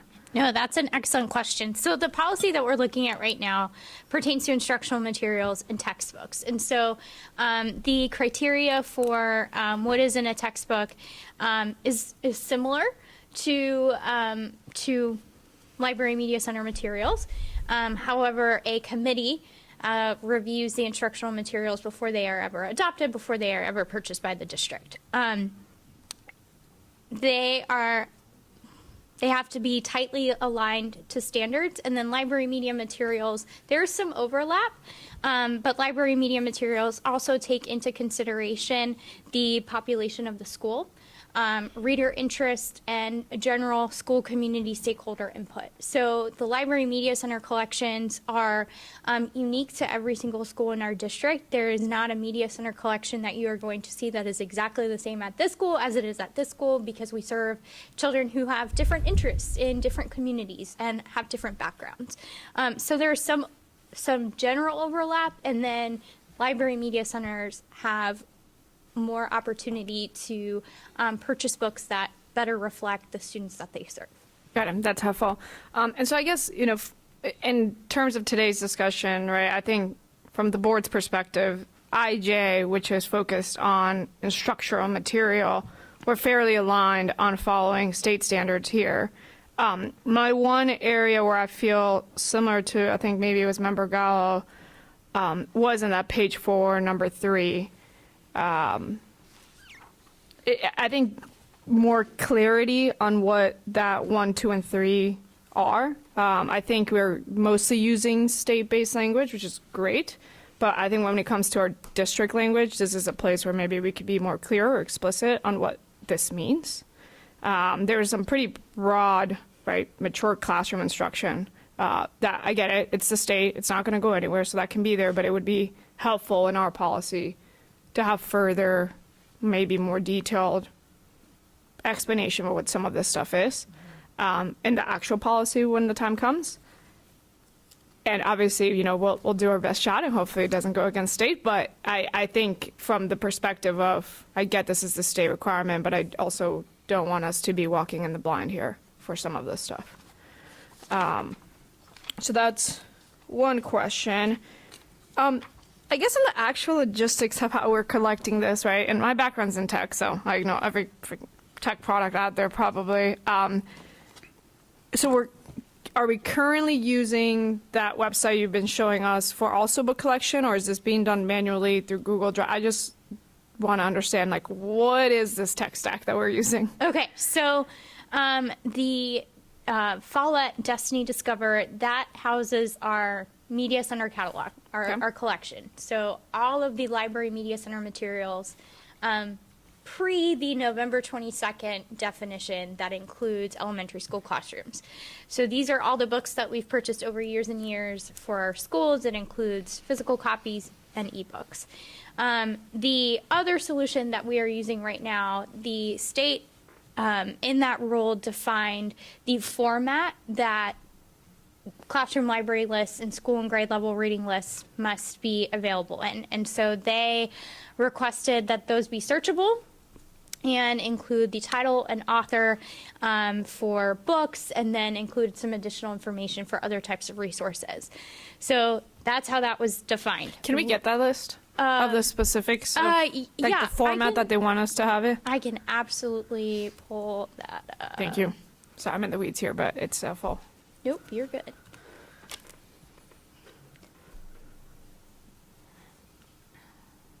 I will. You can send it to me after. Okay, as well. I will find it. I was trying to quote directly. I'm from curious it. on the format that we have to present. Yeah, this. we'll send and it so to you. On the It's actual ground, very basic. It just says searchable, and it has to have title, author. Got it. Okay. Super simple. And in the actual, classrooms right now, for teachers and media specialists, what are they using to get this on to Destiny? Okay, so we are not putting any of the classroom library content onto Destiny. Okay. So Destiny right now is just for the traditional Media Center collections. Correct. What we are using to create the other classroom library lists as Google Sheets is the swivel iPads. So we have iPads that went with the swivel robotic bases that we got a couple of years ago. So we have those at schools. They're essentially not really being used at the moment because we are not in hybrid pandemic instruction mode. So those iPads are being used. Teachers can check them out. And then they can use the app that we pushed out, which is called the ISBN Scan app. It basically opens a camera, and then you scan the ISBN code on the back of the book. And then that captures the title, the author, the year it was published, all sorts of additional details about the book. Helpful. And then that is what we export into a Google Drive, and it can all be done from the iPad. People have asked, can I use a different app? The answer is yes, as long as you create the searchable list in the format that we have specified, which is the Google Sheet. Okay. Member Castrodano. Thank you, Madam Chair. I have 3 points. First one is I know that we have access to the Orange County Library for our students. Do our current media specialists have like explicit lessons on how to research and use that resource and show students, how they can access a broader collection? I know that many of our media specialists have lessons that they do like that with students. I don't know that we have a standardized lesson, but we could certainly work on creating an updated and revised one based on the current resources that OCLS offers. Okay, thank you. I think that would be helpful since we are limiting our collection, that students know how to access a broader collection. Thank you. And it can also be used by our English teachers and history teachers in how to research and use that resource. My second one is, does every school currently have a media specialist? Because I know in the past, sometimes we just have a clerk. As of December 30th, we have 185 certified media specialists, so we do have some media specialist vacancies. Some schools have media clerks in positions where if they don't have a media specialist, they just have a media clerk, and then some schools don't have a media specialist or a media clerk at the moment. And why do they not have those? Is it funding? They have other needs? I'm not sure. I will be transparent in saying it has been difficult to find certified media specialists. Okay. A certified media specialist, do they have to have a master's in library, or what makes them a certified media specialist? Taking the Florida Department of Education's media specialist exam, the certification exam. Okay. And my final concern is when the class library lists are posted online for any parent to see.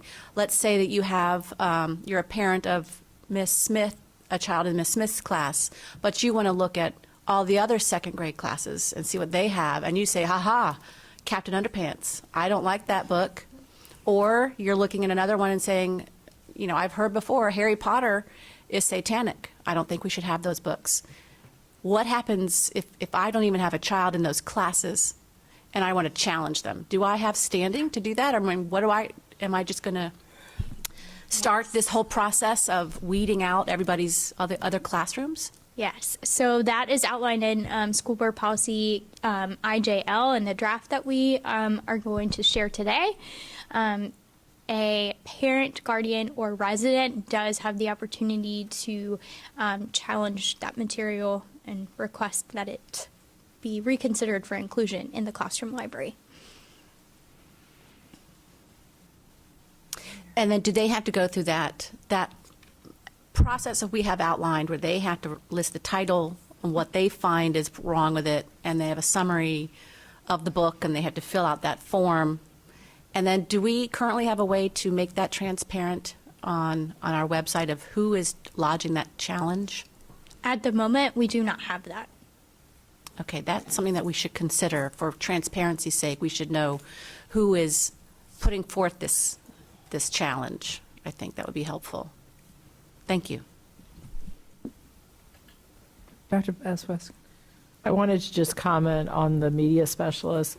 My understanding is that all schools are allocated a media specialist, and we had conversations last year letting them know that because of this new requirement, they would all need to have one for this upcoming school year. So those schools that don't will need to have one for this upcoming year. Thank you, Dr. Vasquez. Of course, every school must have a bus driver for every bus, but we weren't always able to, so I'm sure you mean they... Well, currently, some of them aren't purchasing it. They're using those dollars for something else, or they've purchased a media clerk in lieu of. Yes. And so those dollars will not be able to be used for another position. Thank you for that clarification. A couple of things. If I can go back to Member Gallo's question on page 5D, just for clarification, this is the language about instructional material that does not meet the criteria and who can raise that issue. And I think the answer was that challenge could only come from a challenge by a parent or a resident. And I do believe that the superintendent or her designee should be able to raise this issue. I know it'd be highly unlikely because we're talking about educational material, not library material, but I wouldn't want to preclude if somehow it's determined by the superintendent that we have found something in our educational material that shouldn't be there, that she would be precluded from exercising that power. I'm sorry, Member Salamanca?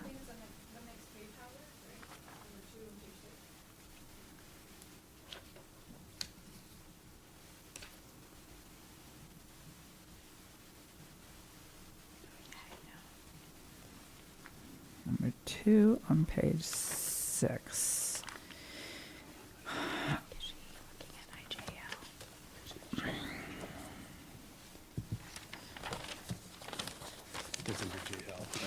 I think you're looking at policy IJL, Member Salamanca? That's right. Sorry. Yeah, IJL 6 has it. You're right. So Right. I'm just saying that same language, I think, needs to apply to instructional material, even though it should not happen. Likewise, there shouldn't be anything in the instructional material that a resident or a parent is going to find either, but I never want to take away the authority the superintendent has and lessen it below the authority that a resident has to review or remove material. We'll add that. Are we good? Yeah, we'll add that, yes. Okay, thank you. And then this is just slightly off topic, but because several of the books that are being pulled are focused on LGBTQ topics. And I remember the board asking, and this was probably sometime last summer, for the district to look for other material that we could supplement that with that wouldn't violate the definition of pornography, obscenity. And again, this is not a policy level issue, but I would certainly, and I think most of the board members would encourage that if we haven't already done that, that we make that effort so that that portion of our population has material that they can relate to. Member Front. Thank you, Chair. Okay, I think really what I'm hearing too is we need to have a standard. So we have to have some sort of set standard right now. It seems like from what I watch, you wait for Tallahassee makes a decision, and then we change everything to match Tallahassee. But there's no sets, we need to have a more of a standard. I think Member Salamanca was alluding to this, that there needs to be a little more clarification, and what Tallahassee is saying can be a little broad, and we need to clarify. I actually pulled up some emails from March of last year. As you recall, in end of October 2021, I came in and we shared about genderqueer finding that. There was several others. There was 4 total. One of them was tricks, which is full of foul language, explicit sexual content, things that we literally could not read right now. So if I read it right now to a room full of adults, everyone would cringe. I would be stopping you because you would be violating our policy of not being able. Right. So exact, thank you for clarifying that, because then that book should not be in a school. So I think we need to have things where if this, for instance, if the book was made into a movie, would it be R-rated? Would it be X-rated? Would it be PG-13? We're curating content. So just for members of the public who want to say this is book banning, this is curating content, making sure that it is appropriate for children. We are an education system, making sure that children are learning to read, write, do math, critical think. This isn't about just, handpicking things. We don't like this community, we're removing that, things like that. We do not do that here. We're making sure that it's worthy to be read out loud to a room full of adults. So in March 21, on the 21st of 2022, I had written, because it had been then how many months, 4 or 5 months. And so I said, thank you for getting back to me. What level of sexual acts in a book would be deemed inappropriate for Orange County Public Schools, for middle school or for high school? How much profanity is deemed unacceptable in a book by Orange County Public Schools? Would 10 words be inappropriate? 50 words? Is there a certain type of profanity that we're allowing or not allowing? I'm just trying to understand where the line is drawn. And so the response I got was, as far as your other questions, I can respond by referring you back to policy IJL, and then I don't know if this will also be in this policy as well, but what are we allowing? What is that? Is that for this policy, or is that something that I need to discuss then in the next policy? I'm looking to who I'm. Well, IJL is next. IJL is next. So the policy that we're only halfway through is about instructional materials, so textbooks. The concerns that you're raising would probably be more appropriate to discuss during policy IJL. And then how come we are allowing then, so if textbooks, so media center material selection would be IJL. Yes. So why is classroom libraries? They're not part, so classroom libraries are not part of IJ, they are part of IJL. I think we're just kind of mixing the two. Yes. Okay, so, all right, that's fine. But I think we need my biggest thing is just making sure that we have a high standard. These are other people's children, right? And so just making sure that that standard is high, and we want to hold everyone to that highest standard. And I think, ensuring that kids are learning is great, and you learn about diversity and all the different, areas. We have a huge cultural differences between our entire county. We have so many cultures that are represented, so many values that are represented, and making sure that all of that is, we're representing children, but also respecting other people's values and what they represent as well. All right, let me go to Vice Chair Gallo. Thank you, Madam Chair. I have just two quick things. First, I want to say I agree on the mature classroom instruction with what Member Salmonaka said about it needs to be clarified once we get the definition of what the state or what the Department of Education meant, but just so that we do need to clarify that so that it's not confusing in our policy to our employees. And then the second is in relation to the media specialists. Right now, they serve as triage to all of the computers that have issues on our campus. Will we be removing that from their plate in light of all the extra duties that are going to be put upon them with this new policy?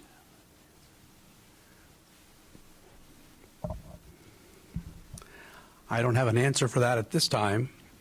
We'll have to look at that, but I mean, that is part of what they do along with the school-based TSRs. But we can definitely, I know we continually get feedback from them on their roles, so we can definitely continue to get feedback and see where there's ways that we can remove things from their plate. I know that Dr. Shanoff, he and I speak often about the role of the TSR and the media specialist, so I can take that back to him as well. Okay, I would appreciate that. I know that our secondary have new computers, and maybe they're not quite as busy as our elementary schools, but our elementary schools still have the older devices that I would imagine still are having issues and needing to be fixed. And that is a lot of their time is spent on triaging and fixing computers and sending them away and whatnot. So anything that we can do to help them out would be appreciated. Thank you.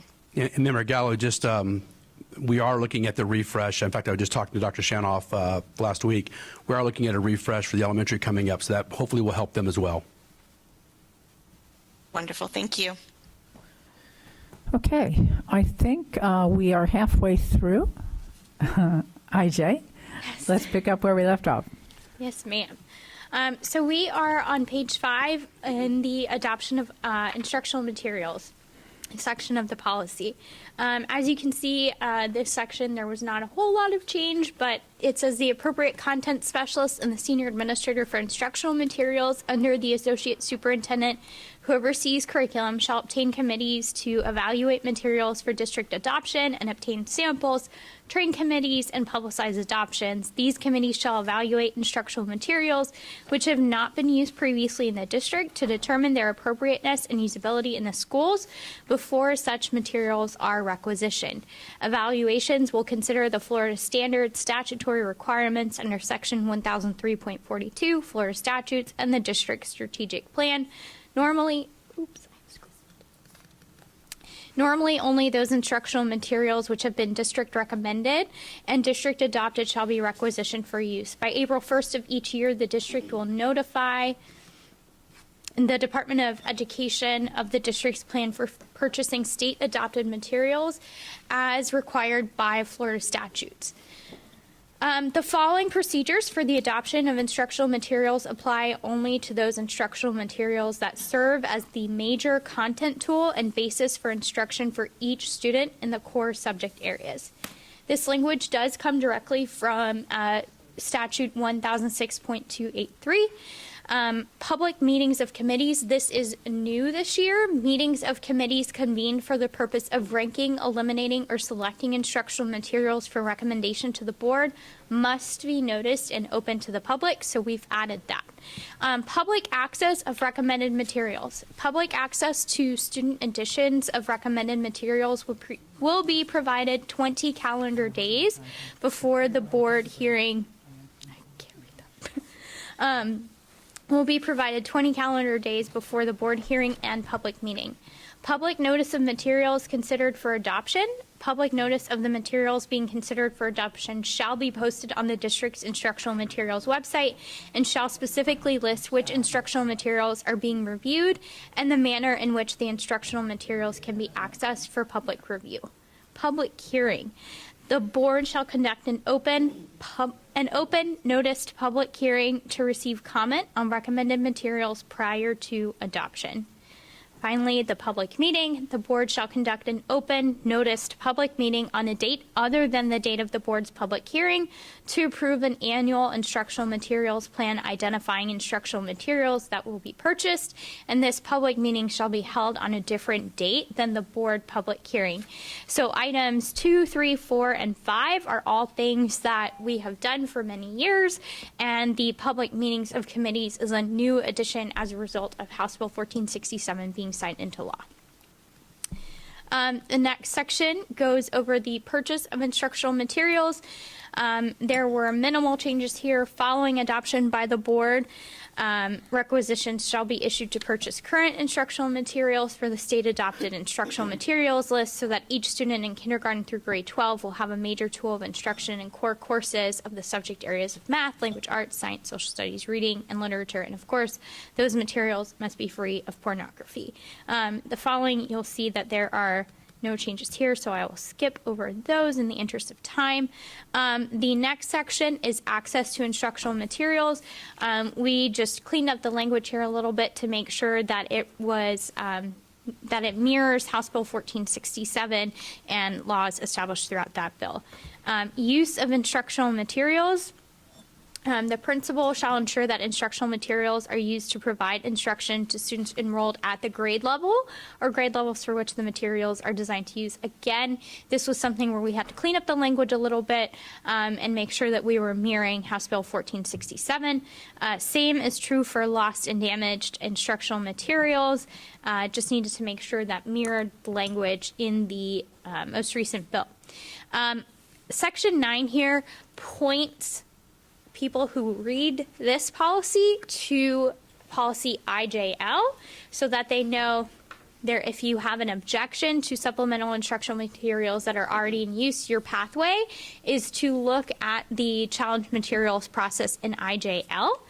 And then this policy continues with the objections to instructional materials that are selected for adoption. So this is the process that you would use if you have a concern for an instructional material that is currently up for the adoption process. Again, this was something that we really just cleaned up to mirror House Bill 1467. It says that a parent, legal guardian of a public school, or a resident of the county may file an objection to the adoption of a specific instructional material. Any objection to the selection of any instructional material shall be filed following the process below. So again, this may happen within 30 calendar days after the board's adoption of instructional materials. So during the process, parents, guardians, residents have the opportunity to participate in public comment. They also have the opportunity to participate in the actual review committees. So the board has this as an opportunity for anybody in the community to, after the book is or the instructional materials are adopted, to object.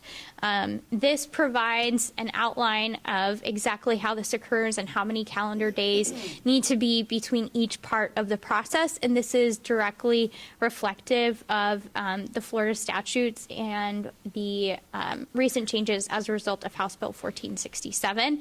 And I did want to note that the decision of the board after conducting the hearing regarding instructional materials that are already adopted is final and is not subject to appeal. The remainder of the policy talks about the use of instructional materials allocation, minor changes made to reflect the connection to the state standards, and then language just coming directly from the statutes and making sure that we mirrored that. And there were limited changes there. And then the sale of instructional materials, this was added. The principal, upon request of the parent or legal guardian of a student in the school, shall sell to the parent, legal guardian, any physical copies of textbooks used in the school, and textbooks shall not be sold to parents or legal guardians at a profit. And those are the changes. Okay, let's start with Dr. Castrodeno. Was that before or? No, it's for now. Thank you. Thank you, Madam Chair. I wanted to follow up on what Member Ferrant was suggesting as far as our standard. And I think in this policy you mentioned, pornography is defined in this section as the depiction of erotic behavior intended to cause sexual excitement. And I don't think that we need to create a list of bad words we don't want to allow in our books. There's a lot of great literature out there that would be thrown out the window if we were to start doing that. And plus, who knows? I have a different idea of what bad words are than my mother did growing up. So that's also subjective. And I don't know if we have the ability already in our schools for a parent to put restrictions on what their child reads, but I don't think we need to put restrictions on what other children read.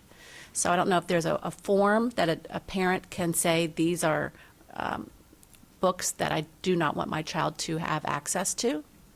And that might satisfy some of the concerns by some of our parents. So there isn't a form. Traditionally, that is just a conversation that takes place between the parent and the media specialist. It's usually just a very low stakes conversation. For example, when I was a media specialist, I had a family who did not want their child reading about ghosts. All I did was put a note on the Destiny account, don't check books out about ghosts.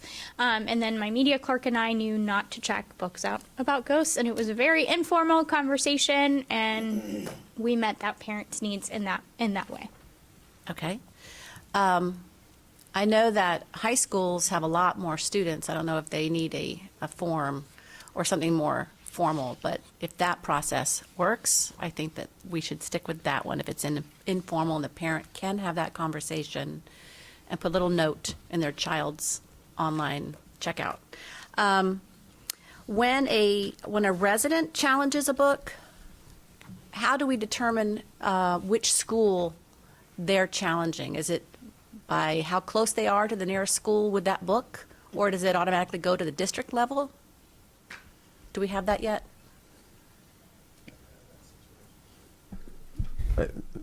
Member Castrodental, we've never had that situation. Just typically, I would guess it would go to the district level at that point, but that's just me guessing off the top of my head, not having dealt with the situation before. That seems it would bypass the whole school process, which kind of jumps over. Why would a parent then even start at the school level if they can have someone else just go right to the district level? I think a resident should also have to go to the school level for that review process. So if we don't have that in procedure now, maybe we should have that first step. That is how it is written in the draft within IJL. Okay, and then when a book is challenged at the school level and you're looking for parents to participate in that, or you just want to notify other members of the school, the parents that a book is being challenged, how do we communicate to other parents that someone at your school is challenging this book? We believe that would be up to the school level to decide, and many of them could use their school social media channels or a Connect Orange or something of that nature. Okay, I think that would also be a point of transparency, that other parents are made aware that a book is being challenged and what the book is and all the information that they might need to know that. Because as a parent, if my child was at a school where a book was being challenged and I didn't know about it and I disagreed with that challenge, I would want to have a way to also share my opinion. Just thoughts. Thank you. Thank you, Member Castrodental. Just following up on that, if we do have a process by which we notify parents of a book being challenged, I think it would behoove us to have that consistently throughout the district, so it's not some schools do and some schools don't. I'm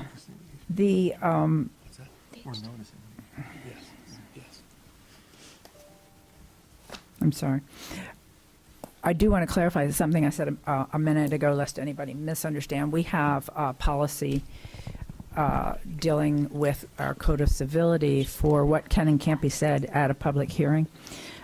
Specifically, speakers addressing the board shall refrain from making disparaging remarks about any individuals, shall abide by the code of civility, are prohibited from using loud and offensive language, inappropriate gestures, profanity, or other language in the discretion of the board or designee that is intended to bully, belittle, tease, demean other individuals. So those are the things that you can't. Those are the things you can't say or do at the board. Those are not. That is not necessarily the same as what you can't read about in a book. But I was responding to Member Ferrant that if she said certain things, I would have to stop her here. But that is not the same definition as what is prohibited in books. I did want to go back to, if I can get back here, a couple of questions I have. I think I understand. I'm on page 8, 1B. And I read this several times yesterday and I was confused, and then I finally realized we have a resident of the county. Okay, in order to be able to file an objection, you have to be a parent or guardian or a resident of the county.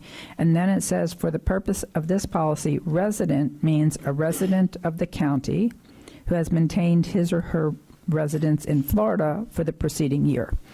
So to be a resident of the county, you had to live somewhere in Florida, but not necessarily in this county for the preceding year, so I assume means the whole year.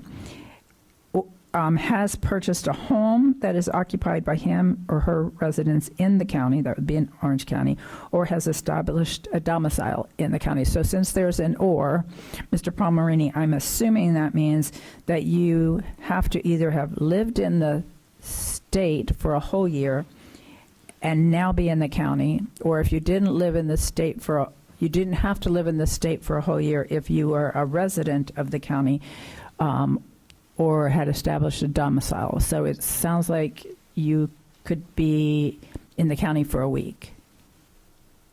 Am I reading that correctly, since we have an or in there? Yeah, or means either or, meaning if you meet any of those requirements, you would be able to file a challenge. So there's no one-year requirement as long as you're in in the county. Yeah, I think this is a replication of statutory language, if I remember correctly. What's weird about it is the first part of it says that you have to be a resident of the county and you have to live in the state for a year, but the next two, you just have to be a resident of the county and you could be a resident of the county for a day. So I don't understand what was the point of the 1-year Florida residency. And under the statute, what is it called?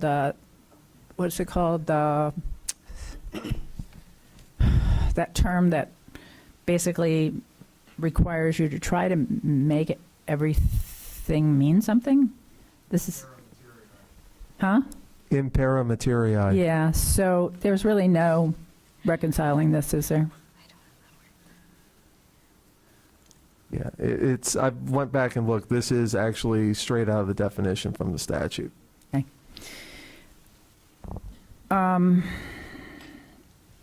I had one other question. How much discretion does the board have? Do we have to? Okay. Under 2D or E on page 8, we're talking about there's the hearing officer process, and I'm asking this because of what we went through with discipline. So the hearing officer hears this case, and then they issue findings and they issue recommendations. And then it comes to the board. And sometimes we're required to accept the findings of fact and not debate those and base our decision only on the recommendations. In this case, can we disagree with the findings of fact of the hearing officer?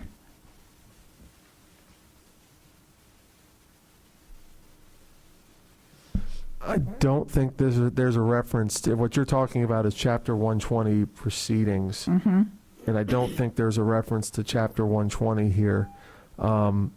So could you possibly, but I would like to research that just Okay. a little bit more, because this is sort of, we've had other districts, not ours, have had hearing cases before hearing officers on instructional materials, and I think they generally try to follow the administrative rules, which is you don't overturn the factual findings unless there's no evidence on the record to support it. But let me check that just to make sure that I don't see anything in the statute requiring us to adopt Chapter 120 proceedings. And depending upon the outcome of that, I think we might want to change this language, because I don't really want to be married to findings of fact if we believe those findings of fact contradict the statute. But it will depend on what Mr. Palmerini finds. Any other comments on this? Member Felder, you? Okay, I'm so sorry. Go ahead, Member Felder. I wanted to say something as it relates to what Board Member Castadental was saying about the language. I guess coming so freshly out of teaching, we have to give our teachers the benefit of the doubt in terms of how they choose material, and we must understand that they are responsible enough that when they are going to have subject matter that will deem itself to be controversial, that they will follow the proper procedures. And I maybe had mentioned it some time ago in a board meeting when I was reading the book, The Pursuit of Happiness. And before even deciding to read it, I had a meeting with my principal. And I said, this is a book I'm going to read. I'd met Christopher Gardner, and we talked about it. I had developed a lesson plan for it. I said, but there is a chapter in the book that deals with sodomy. I said, I need parents. It's a rape. I need parents to know. And I penned a letter. I wasn't the only teacher who had some controversial books, AP classes. They were reading something that's controversial. And so out of the 5 years, the last 5 years that I was at Edgewater where I taught the book, out of the whole of 5 years, there were a total of 3 parents who had a complaint.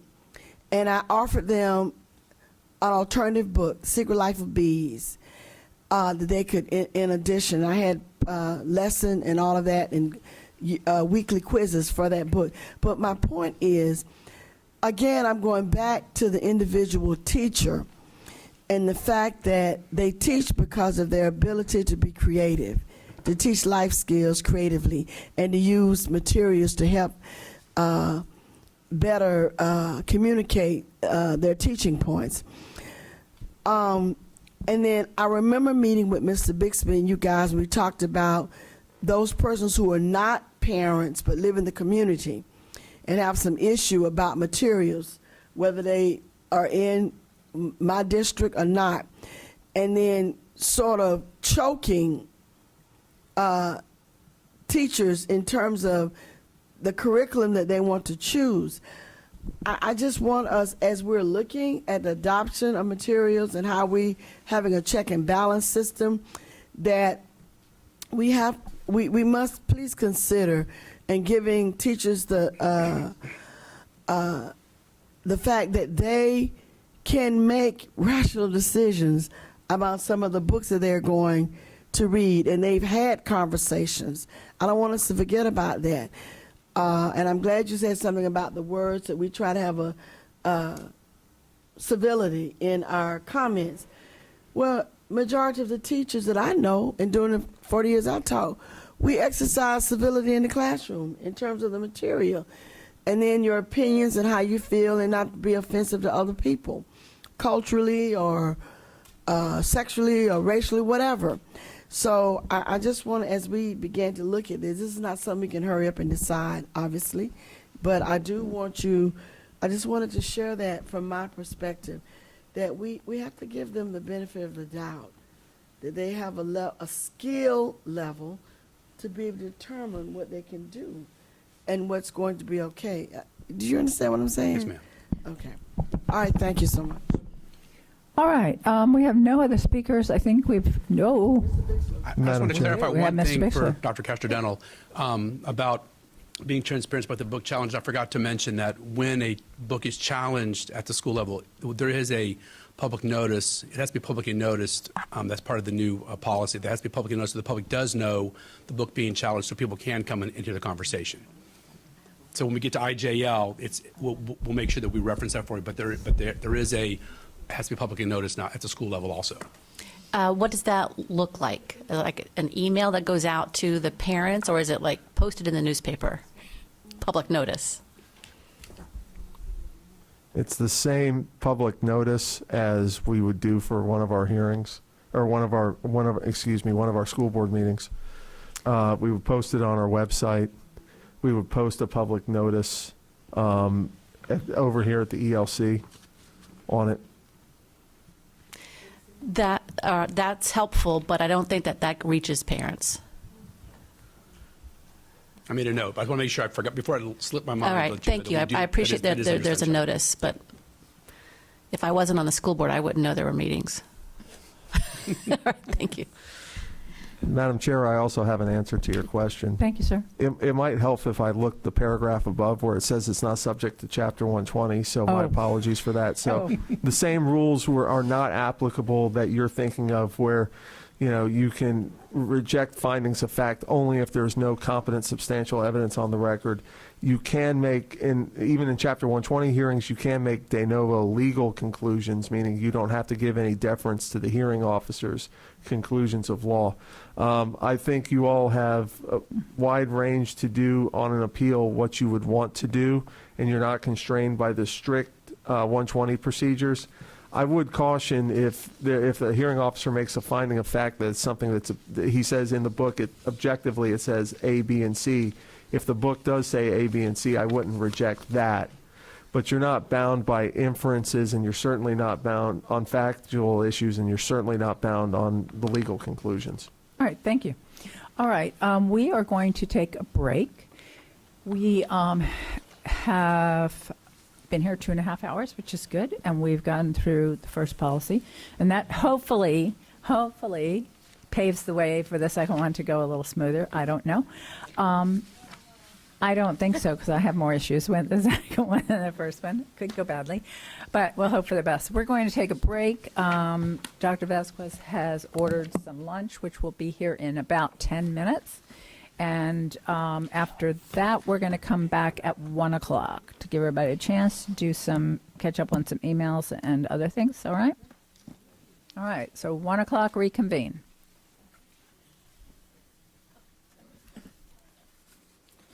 Okay.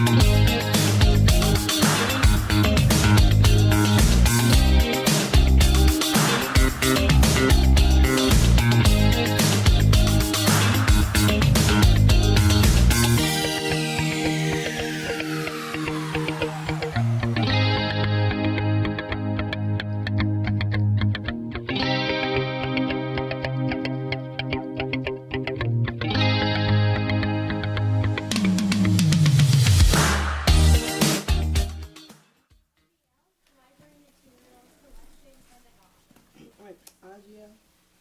What page are you? Oh. Okay, I got it.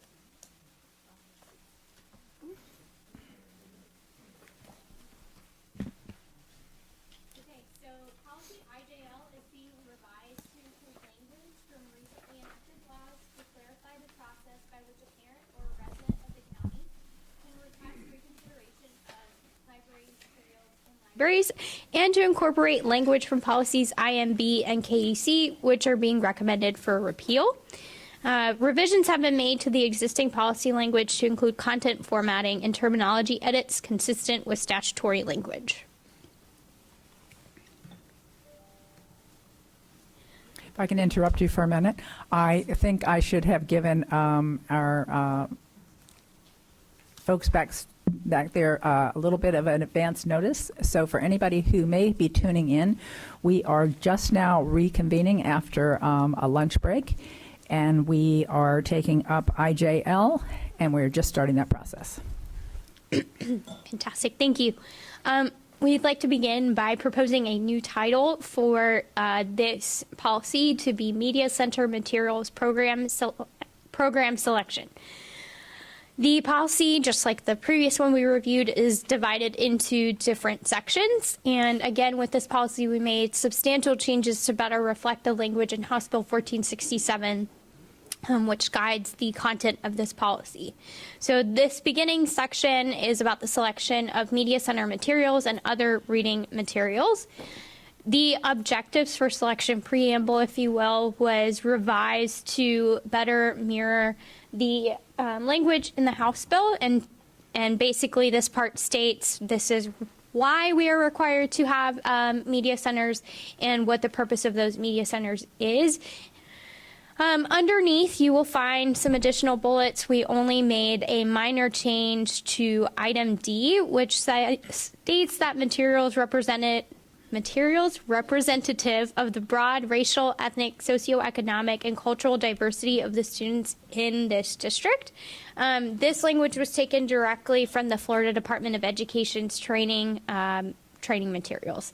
So we wanted to make sure that these things were reflective of that. And then most of the other bullets from above come directly from the statutes as well, and were in our previous version of the policy.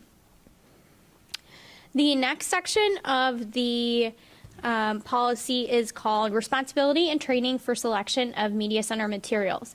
This used to just say who was responsible for the selection of media materials, but now there's a training component as part of House Bill 1467. So this section includes who must take the training and when it must be taken. So this first section, 2A, material shall be selected by district personnel who hold a valid educational media specialist certificate. Principals are responsible for overseeing compliance with school district procedures for selecting materials at the school to which they are assigned. And that does mirror language from House Bill 1467. This section continues, and none of this was here. Media specialists and any other personnel involved in the selection of material shall complete the Florida Department of Education's online training program, created pursuant to Section 1006-29 of the Florida statutes to assist reviewers in complying with the requirements of Section 1006.31 before reviewing and selecting age-appropriate materials and library resources. Prior to such training becoming available, media specialists and any other personnel involved in the selection of materials shall consider the requirements contained in Sections 1006-28, 1006-283, 1006.31, and 1006.40 of the Florida statutes. The superintendent shall annually verify that all media specialists employed by the district have completed the Department of Education's online training program. And that is a training program that we discussed earlier while we were talking about IJ, and we have already shared that with our media specialists and our principals as well.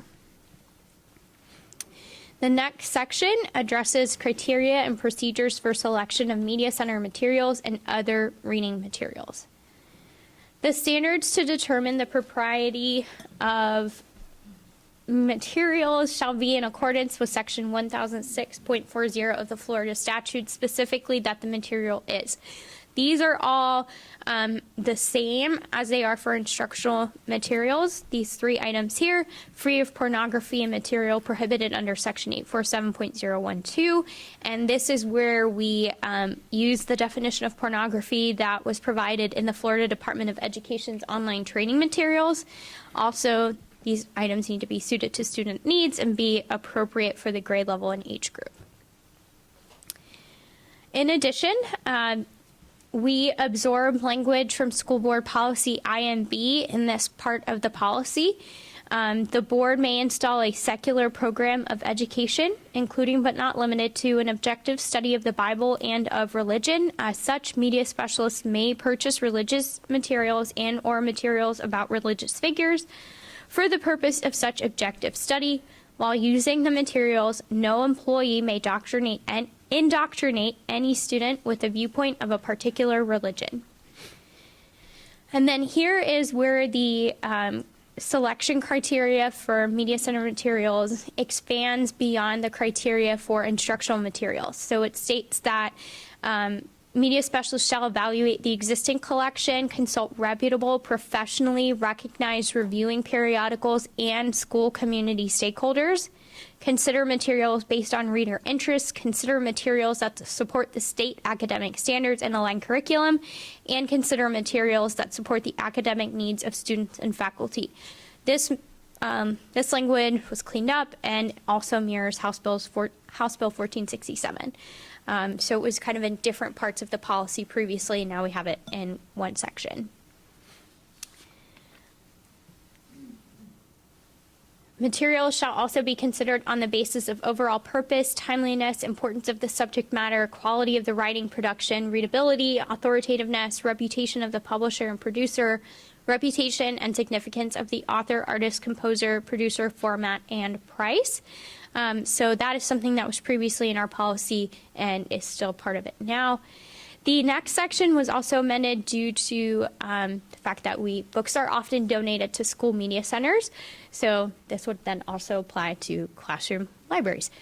So donated or otherwise made available materials shall be accepted with the understanding that their inclusion in the collection shall be determined by the school district personnel who hold a valid educational media specialist certificate in accordance with the same selection criteria and procedures as purchased materials.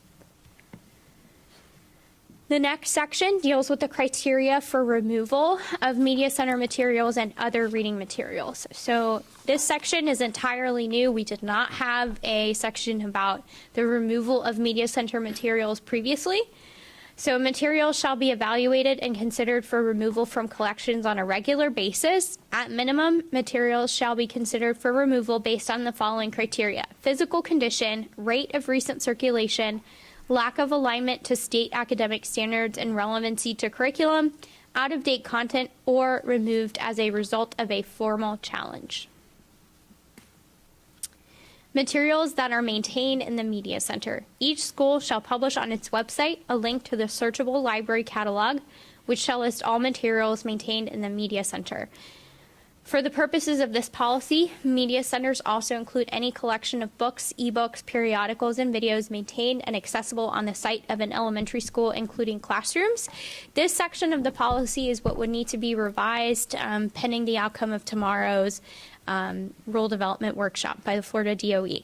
And then the next item is each school shall publish on its website a list of all materials required as part of a school or grade level reading list. And so those are all of the things that I pointed out to you earlier when we were talking about School Board Policy IJ, and I pulled up the Aloma Elementary School website. Does anybody have questions about this? Yeah, why don't we stop now? We have a question from we have several questions. Let's start with Vice Chair Gallo.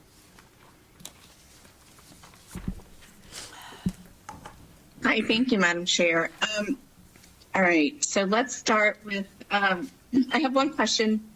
We're throwing a lot at media specialists, and I actually took the training that they're giving to media specialists, like online, like I sat to the whole hour of the information that they're being given, and it's very broad.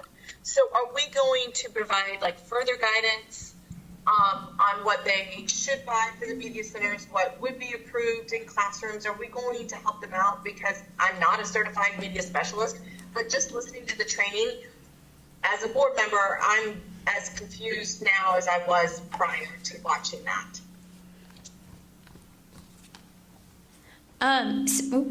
Sorry, I turned the volume in the room up because it was hard to hear her.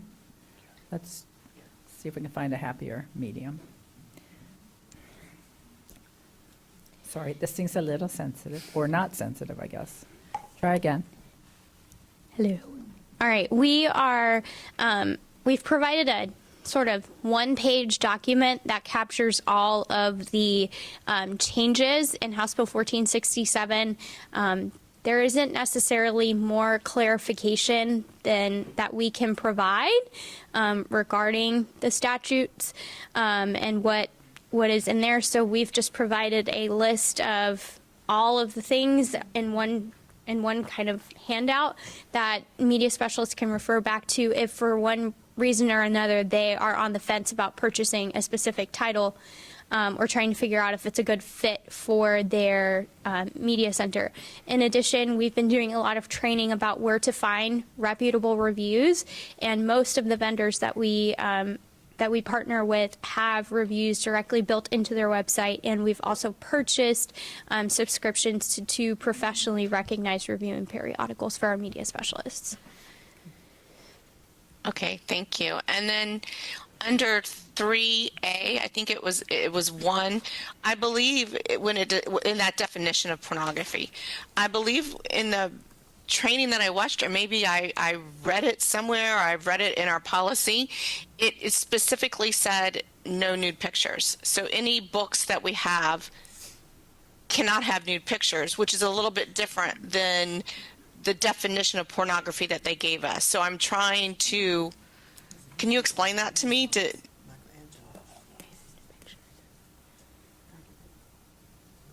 I don't know what else to say about that. We do not have nude pictures in our definition of pornography. But you're, Angie, I'm sorry, Member Gallo, you're saying that the training specifically references no nude pictures, not our I believe that it, yes, Madam Chair, I believe that it did. For example, I know that we took genderqueer off the shelves for obvious reasons, but some would argue that the content in that book wasn't too sexually aroused. However, there were pictures that were inappropriate. So I'm just trying to make that delineation, like, okay, so pornography, the way that this is spelled out, is very specific. And if that's what we're going to go off of, which I don't believe it is, because I think it's something different. So if I'm confused about like the 2 separate things, I got to imagine that we're going to have teachers and media specialists that are confused. Can we pause here for just a minute, Vice Chair, and let me ask for some additional help. Is there anybody in the room that took the training? Okay, Ms. Ferrant took the training. Did any other staff? And you took the. Okay, Ms. Ferrant, Member Ferrant, did you see a reference to no nude pictures in the training? I don't remember that exact reference, but I do remember this. Everything that you have, that paragraph is exactly what was, but I don't remember the reference to nude pictures. But I think anything, if you're thinking of a 14-year-old looking at anything that would be naked, and then in context of, for instance, genderqueer, where 2 people are having oral sex, I mean, that is going to arouse a 14-year-old. This is true. Staff that has read, who went through the training, did you see a reference to? I personally do not recall the reference. I'll take the training again and confirm. There was a difference in what was presented in writing on the slides versus the narration of the training, and so it may have been part of the narration, but there is no transcript and there were no captions on that training. So we'll have to. We'll do some research on that. Okay. Remember, Vice Chair Gallo, I know your issue is bigger than this, but that really jumped out I think, at all of us, and I wanted to try to get clarification. So back to you, and the timer never started, so hang on a second. Remember, I'm looking in the materials right now. There is on slide 8, it says materials prohibited by section 847.012 Florida statutes. I don't know what they said, but it does say an adult may not knowingly distribute to a minor on school property any picture or visual representation of a person or a portion of a human body which depicts nudity or sexual conduct. So maybe that was the reference, but I don't know what was said during the training versus what is on the slides. That's only reference to nudity that I've been able to find in the training materials. But Mr. Palmerini might have another. So, can you hear me? yes, we can. So remember that in that slide, it also says it also requires the depiction to be harmful to minors, which is different from the pornography. So for example, and I've used this example numerous times. Let's say you've got a book of ancient Roman art and architecture and you see the statue of David. I don't think based upon this that it would be banned from our libraries because you wouldn't be able to go on and make the finding that it was in fact harmful to minors. It was just a classical work of art. However, if it was nudity engaged in sexual activity, that could potentially be considered harmful to minor when you look at all of the definitions on it. Well, can you read us that again? Yeah. Let me find it again, sorry. It's on the slide about 847.012. Yep, there it says. There's a couple things. It's actually it's on 2 different slides. It doesn't say nude pictures per se, but on slide 8, it's titled Materials Prohibited by Section 847.012 Florida Statutes, and it says, an adult may not knowingly distribute to a minor on school property, in the first bullet, any picture or visual representation of a person or a portion of a human body which depicts nudity or sexual conduct, sexual excitement, sexual battery, bestiality, or sadomaso, I'm not good at that word, abuse, in which is harmful to minors. There's a harmful to minors, and which is harmful to minors. And the second bullet says any book, pamphlet, magazine, or printed matter that contains explicit and detailed verbal descriptions or narrative accounts of sexual excitement or sexual conduct, and that is harmful to minors. So the nudity ended with "and is harmful to minors." Yes. That was what Mr. Palmerini was saying. Okay, I just wanted to make sure that those 2 things we heard were consistent. So, Vice Chair, we've got a commitment that staff will go back and review that training, see if it's said in the narrative, and perhaps left out the "and harmful to minors" portion. But let me go back to you for any other questions or comments. Thank you, Madam Chair, and I appreciate that. I just want to make sure that we're not removing books, as Mr. Palmerini pointed out, that just depict David or other, that's has educational value to our students. So I appreciate the clarification.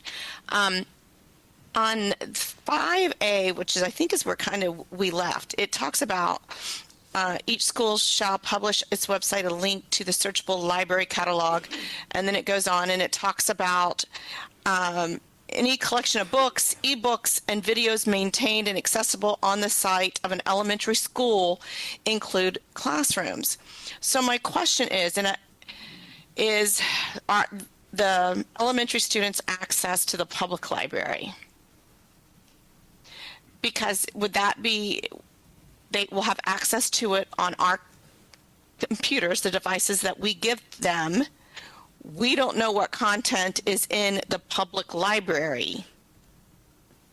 So my question is, if an elementary student were to go online and choose a book that might be deemed inappropriate or a book that we would not have in our library, would we as a district be held responsible because we gave them access to it? That's my question. Excellent question. Mr. Palmerini may be able to answer the responsibility part of that, but I can talk about our partnership with the Orange County Library System. So they provide us access to several different databases of books, research articles, etc. all of that is filtered by grade level. So you cannot access things at the adult level whatsoever. And so an elementary school student can only see elementary content, a middle school student can only see middle school content, and a high school student can only see high school content. Mr. Palmerini. So, of course, there's no actual guidance or any precedent under this since it's brand new. I would suspect that it's the same answer that I've given previously. It would depend on our reaction to being informed of what is being accessed through the public library system. If we got notification from a parent that, hey, my child through your portal to the public library was able to check out a book that was adult in nature, and according to what Ms. Kivy is saying, that shouldn't happen.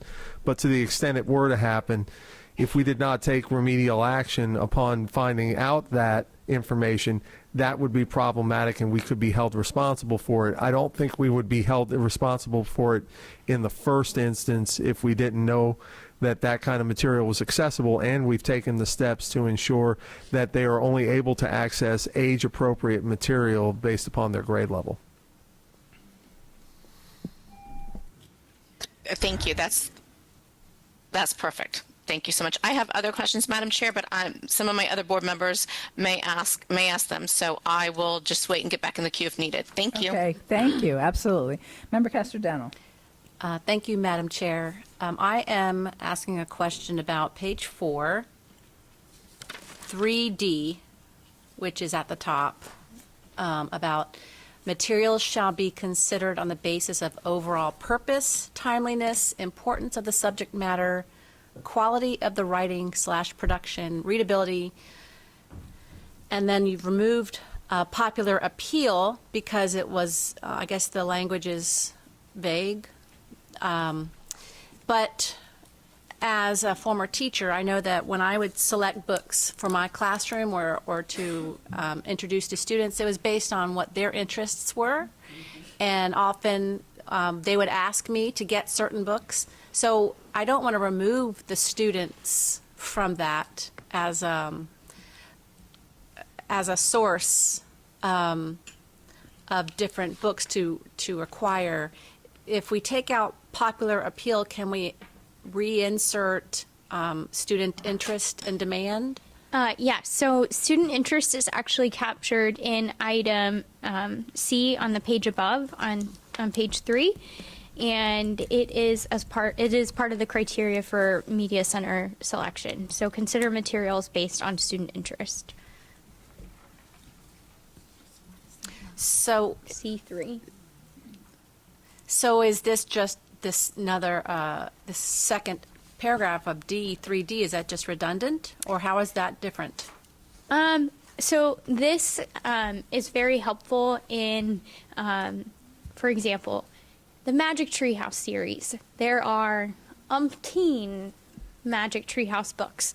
The first 3, 4, 5 may get a professional review that you can actually consult, and then the rest of them are going to stop getting reviews. So if a media specialist is trying to figure out, well, I need to consult my stakeholders, they can obviously ask the students, hey, are you interested in getting more Magic Treehouse books? There might be some sort of survey.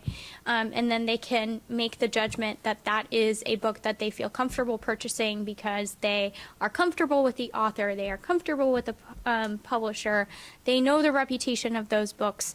And so this is kind of an additional way to ensure that they are purchasing books that meet the needs of their collection as well. That helps. I understand that. It just sounds like this paragraph D is redundant. Like you've stated everything that is in that paragraph prior, essentially. In C. Okay. In C. So In C, C. you're saying C and C D.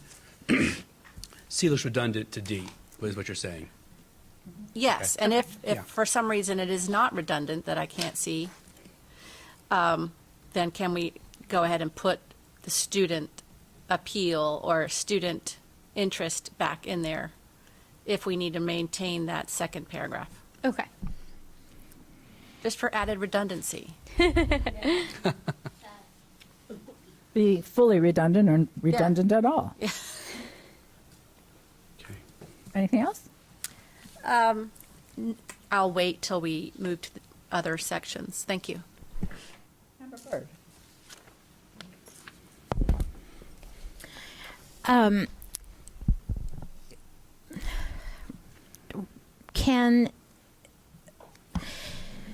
Can you explain or help me understand why we are putting the paragraph about controversial issues in this policy, which is media center related, as opposed to our instructional material policy, which seems like if we're talking about teaching controversial issues, that should be in the instructional policy and not in the library.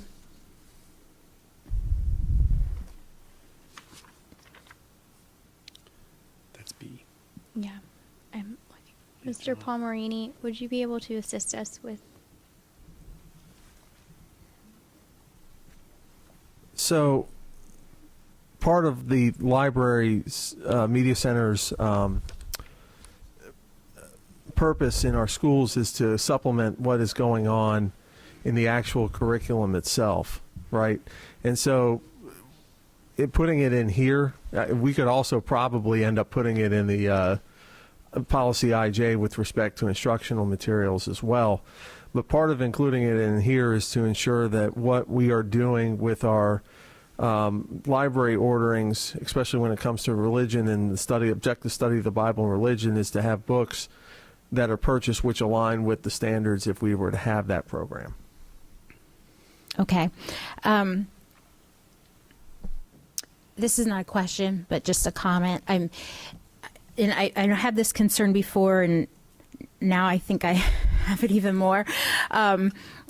While I did not particularly think that IMB was a good policy anyway, because it really didn't have much substance at all, considering the topic, the title of it, because I was actually at one point a while back looking for something that someone had brought to me, a parent, a concern, and I thought, oh, well, this has to be in teaching controversial issues. And then I looked, and it's like one paragraph about religion, and that's it.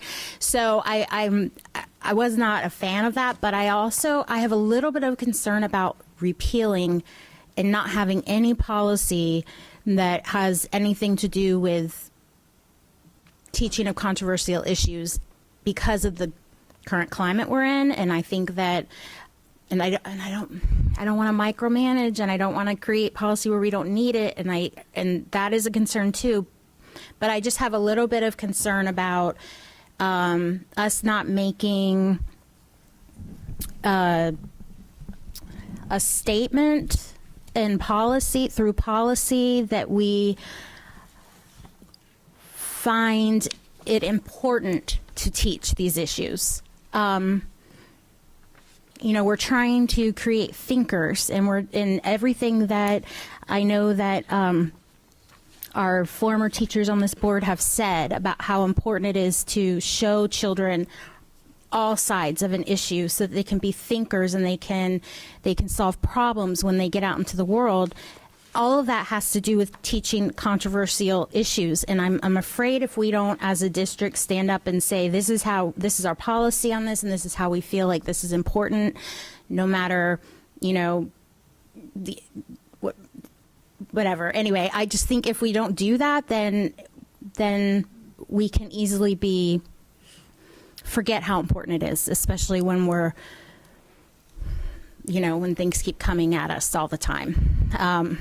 And so I have a little bit of concern about taking that policy away. And like I said, I don't think it was a great policy anyway, but I would like for us to consider the idea of looking at maybe what some other districts have done with this, and talking about what we can do as a district for that. So that was just kind of a comment. Sorry. Okay. Member Gould.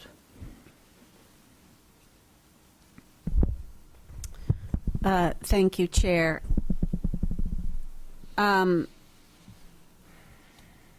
I wanted to ask a question. So we know there may be some more changes to these outlines. How does that sway the schedule to get it to a public meeting and such? And are we going to have to revisit the entire? Yes. I think we can. It depends on how the board wants to do this. If you want to do another work session, we can certainly do another work session. Or if you provide us with direction to incorporate the new language from the new rule that is going to be adopted tomorrow into this policy. You've already extensively discussed this policy. We can certainly incorporate that, do the red lines. We can circulate it to you for review. And then, because essentially we're just going to be copying what's in the new rule. And then we could schedule this for a rule development workshop if you want to get it, moving forward a little bit quicker, because we do have to adhere to the Chapter 120 advertising process. We have to have a rule development workshop and then final school board approval. So we've done that before, and it's come to the table, and we've actually had to put it all the way back through the process. Right. And what happens when we do that, not that this isn't very good content, because it is, and this is a great opportunity for us to discuss, but the public, when they come back and try to get caught up, get confused between the work sessions. And they don't get all caught up, and then we spend a lot of time catching up people who only have part of the information. So I do have a little bit of concern, and I'm not saying that we should stop our current workshop, but I am concerned that talk about redundancy and then confusion, I don't want to do that again. Been there, done that. I don't want to do it again, at least if we can avoid it and bring it back. I'm hearing that most of the changes will happen the way we think they'll happen, but they may not. And lately we're surprised, well, not surprised, but lately they're not always what we think they're going to be.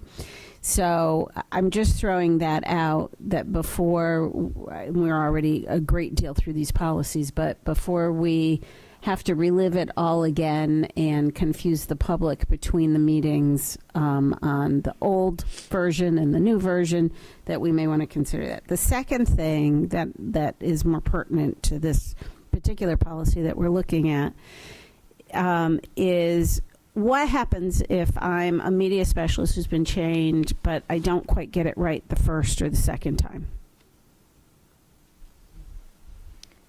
What is the repercussion for that media specialist? What is the process without, intentional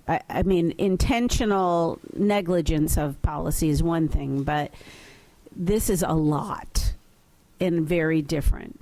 So how do we give as much grace and make sure this doesn't hurt somebody's career? Well, I'm not sure that the state has defined next steps. So I can tell you from our department perspective is we've been offering multiple trainings starting well into early last year. Training, this is coming, as soon as we begin to hear how the legislatures, there's always tweaks, but we kind of know where they're heading. We do multiple trainings. Allison's team has monthly meetings with media specialists. We invite them we have small group trainings that go on. We assist them. She's divided her team into quadrants to where zones and media specialists know who to contact for support.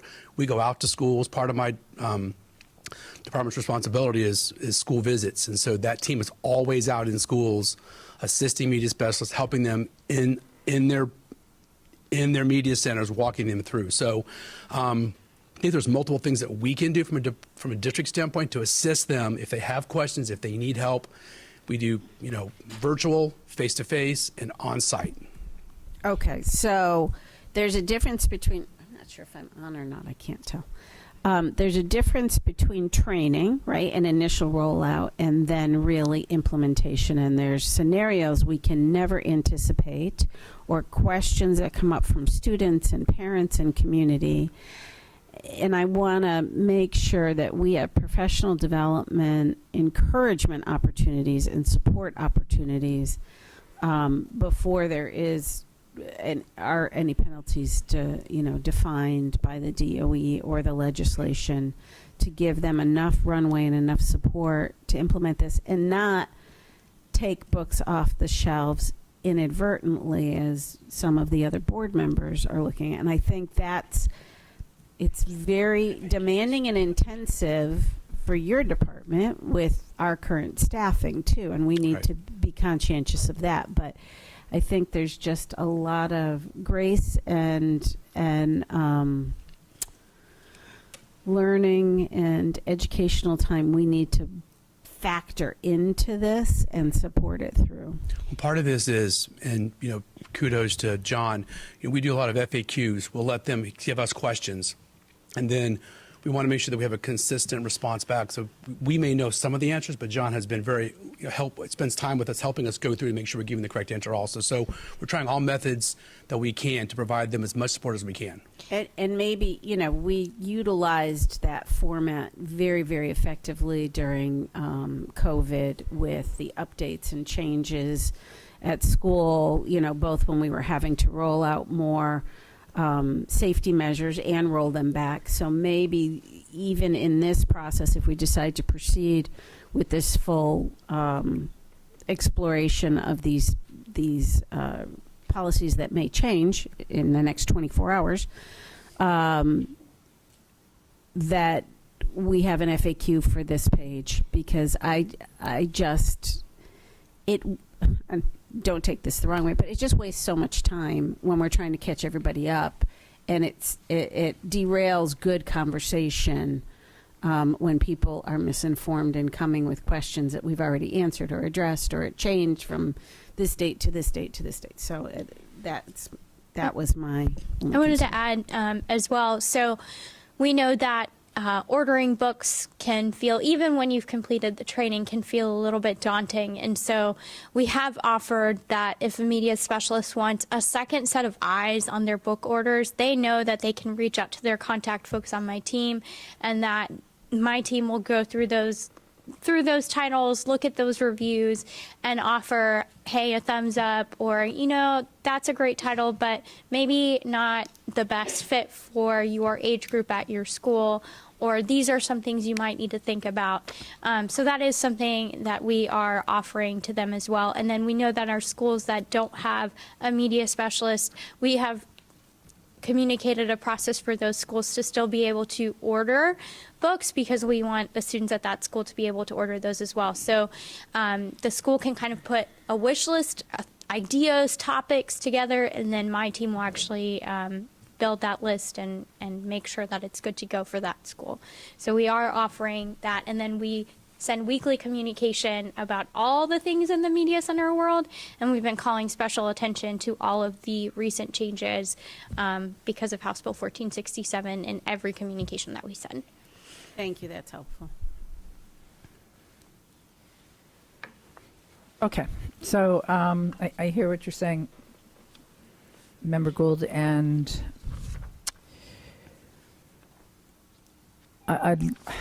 well, that wasn't much time. I'd like to kind of take a pulse of the board on the issue of whether we should pause now and reconvene after rulemaking and respond with that information in hand.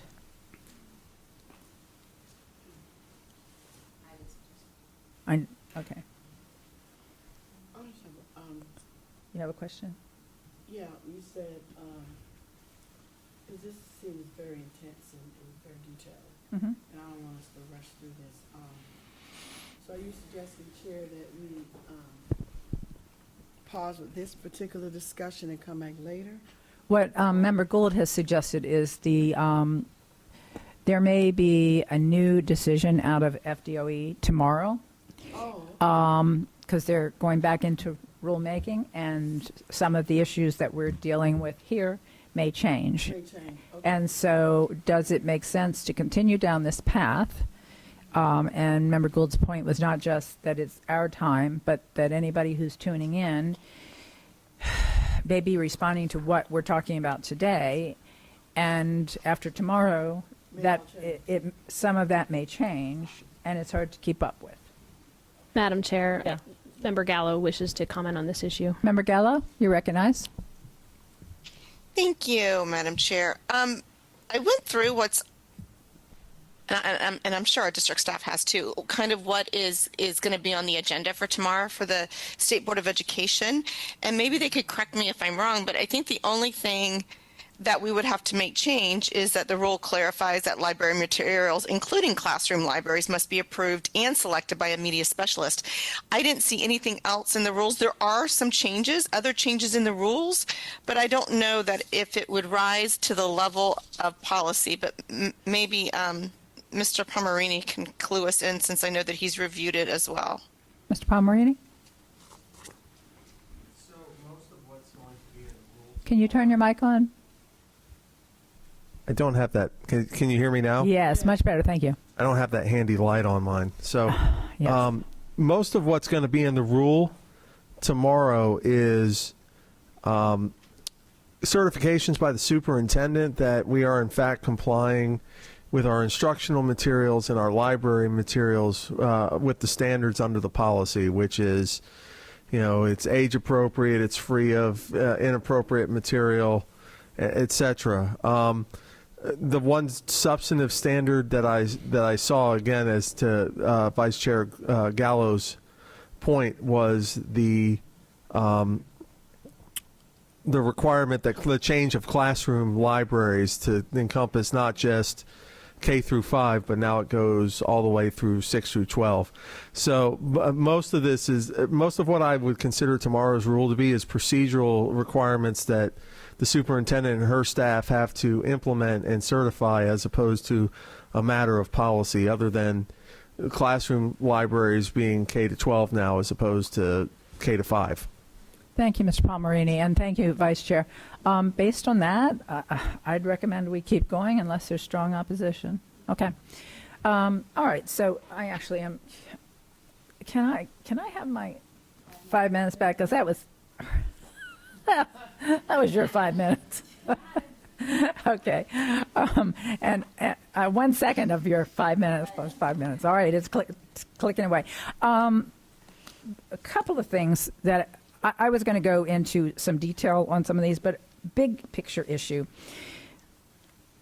Last policy, we discussed the fact that students still had access to material through the regular library, and that I didn't know that that was through their devices. I thought it was through having a library card.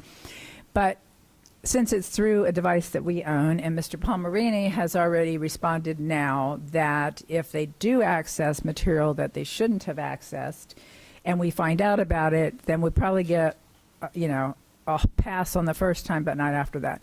That answer tells me that we are still responsible for what they're accessing from the library, which I don't know how we're going to reconcile letting them have access to the library, because we have no control over what the library does. And so I think that's a huge problem that we need to figure out how we're going to deal with. Originally, I thought it was an opportunity for students and parents to have access to material that we couldn't provide them, but apparently not. Now, instead, it's a liability to the district. So that's huge. The other major concern I have about this policy is that we have an appeal process where if a parent or resident appeals to one school because they think that there's pornography in the book, and that media specialist and team, and by the way, I don't think that the whole committee has to have the training. If I'm not clear on that, I think only the media specialist has to have the training. So the majority of even the media specialist may say it's pornography, but she's overruled by the majority of the committee who didn't have the training. So ultimately, it stays on the shelf. And another school has the same book, and by the way, the person doesn't appeal it, and it just sits on the shelf. Another school goes through the same process. Their committee comes up with a different opinion, and it is pornography. So now we have a book allowed, the exact same book allowed in one school and not allowed in another school because it's pornography. And we as a district cannot have, I don't know on what basis I'm saying this, but I just don't believe the district can have two different definitions of pornography. The state has a definition. It is, one can argue what's erotic and what is not and what's arousing, but to have different opinions from school to school to school is not going to be legally sustainable for us to do that, and we're not going to pass a straight-face test with the state who's going to be looking at this. So I think this whole premise that schools are going to make the decisions, all 210 are going to make their own decisions, is just fraught with problems. I really think that we need to have a district committee. Absolutely, there should be media specialists. Maybe it is a selected group of media specialists that the superintendent appoints to that role. And if we want to have parents and all these others involved, I'm totally fine with that as well. But we can't. I'm sorry. I feel really strongly that we can't have 210 different decision makers. Not only is it redundant and inefficient, but we can't have different outcomes. So that's my biggest problem with all this. And the rest of it I could get into. I don't understand this language, or we could change that language. And if we're going to stay the course, I'll bring those all up when it's my time next time around. But I'd like to just open the floor to a discussion. Actually, I'd like to turn to the superintendent, because we haven't talked about this directly, for your thoughts on how we're going to manage 210 different potential decisions on the same book. Yes, please. So just to make sure I'm fully understanding what you're saying, the question isn't so much about non-controversial content that may come into each media center that may be a little bit more tailored to that student population or community, but it is when a book is challenged. Okay. And specifically on pornography, that the state has said you shall not have that in your Understood. library. All right. Thank you for clarifying. So, Dr. Vasquez. So we've had this conversation. We've had this conversation with different members of my team, and consensus is that pornography at one school is pornography at another school. And so if we're looking at a book that we're saying violates the state rule regarding appropriateness, that it should be across the board. And again, that, the definition, even though the state gave clarification, there's still a little bit of vagueness within that, specifically about what would or would not arouse someone. But the consensus has been that when we look, if we're saying that it's not appropriate because it violates the state rule, that it violates it if it's on any one of our shelves. Now, whether there needs, we've also talked about how at the district level we're going to monitor that. And so through Destiny, we are able to pull the reports so that we can see if a book has been challenged and it's been deemed that it's not appropriate based on the rule, that we would be able to see, oh, this school still has it or this school purchased it, and we would be able to then intervene and as a district monitor the media centers. The monitoring of the classroom libraries needs to fall from our discussions on the school principal at that school level, because we currently would have their list, but we would not know if they're not updating their list, if they have added titles or if they've put that back. Contrary, what happens if a school declares that this is not pornography? Then does that mean universally through all the schools it's not pornography? So again, we've had the discussions about how does the district fit into the appeals either way, and so do we need, if it's deemed that it's not appropriate, do we need the district team to be able to go back and review it to ensure that it is in compliance with the state rule. But we really have not, we're kind of split on that because of the fact that, number one, we have personnel. Number two, the principals and the media specialists are being trained, and they have a great rapport with Ms. Kibbe's team. And so if there are questions or concerns, they're able to assist with that. So we have not landed on that particular answer to that question yet. I'm just going to reiterate again that even under that approach, now you're having one school that gets to set the standard for all schools. And I can tell you that we could have a committee that could say this is sexually arousing, and another committee that would see something different. And I just don't see how we're going to have something consistent. I mean, I know that book gets banned, but another book might get approved that another school thinks is okay, and that same school over here was more conservative and said no way. Different book. Okay. Right. So now that book's approved everywhere. This book's shut down everywhere.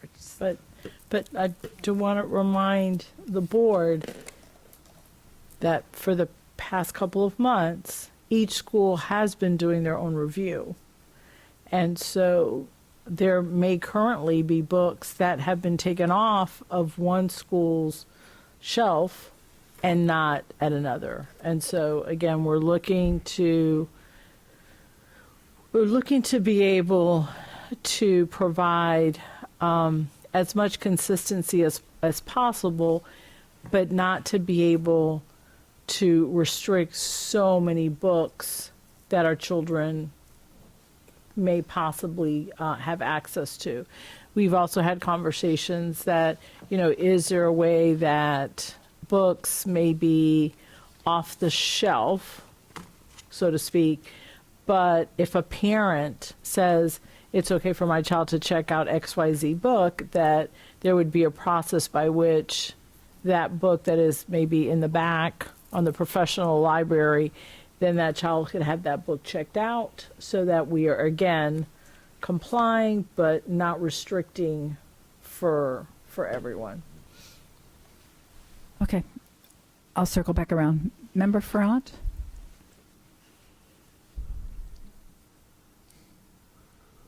This is the faintest light. I know. Okay. Thank you, Madam Chair.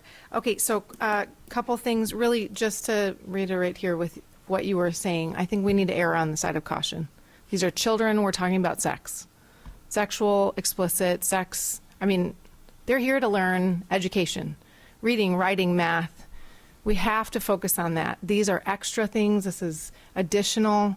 As far as library goes and not being able to access the public library through their school computer, we all have phones. And I would say that I don't know anyone right now. I mean, I traveled to Guatemala and El Salvador. You go in the middle of the village, they have a phone. They may have barely anything to eat, but they got a phone. So, I mean, to think that our community does not have access to internet outside of their school computer, I mean, we have to think bigger than that. Our students do have access. They are more than welcome. Maybe the media specialist can let parents know, hey, if your child is looking for a book that we do not carry at our school, here is the access. This is how you can access this online. You can go to the library. This is the closest one to our area. But I don't think we need to take on, I think we're trying to take on too much, and we need to focus on education. So education is where we need to get back to that the basics of why parents are sending their kids to school is for reading, writing, arithmetic, science, history, the arts. But to be so worried about sex being in books or not, I mean, come on. I don't know. I feel like, why are we repeating this over and over? This is definitely a topic that I can't understand how this is even controversial. So quick question for you. As far as the websites that you were saying, where there's little descriptions, is that like on the Follett? Or where would you, because those descriptions can be very vague. Because, for instance, genderqueer on the website for Follett, I mean, it does say adult content, so it shouldn't have been in the school anyways, but the depiction of it and the little description is very vague, does not say anything about there being nudity or any kind of sexual, oral sex being depicted in the book. But there are other websites that would share that information. Do you have specifics of which websites the media specialist would be looking at?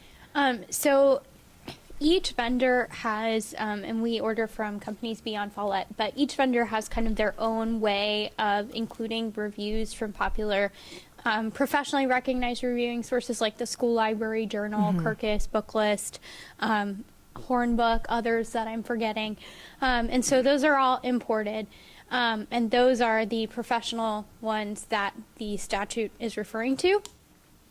So yeah, each vendor does that differently, and then we've also purchased access to the School Library Journal so that they can see all of the reviews kind of in one place by that magazine, by that professional reviewing resource, as well as with the Hornbook. So those are kind of the avenues that we have for accessing those reviews. Would you be able to email those to me just so I have quick access and I can kind of look through them and whatnot? Sure. Not that I'm the say-all or whatever. I just like to look at it and kind of see how it, they all, whatever, align. But I think we do need to err on the side of caution. Clearly, not every book is, what I deem is appropriate, someone else might not feel it's appropriate, and vice versa. And so I think we have to look at everything as a whole, but also if it's, we have to have some sort of standard. And again, like I had said with that email that I had written last March, are we allowing sexual? I can name like a dozen right now where it talks about kids having oral sex.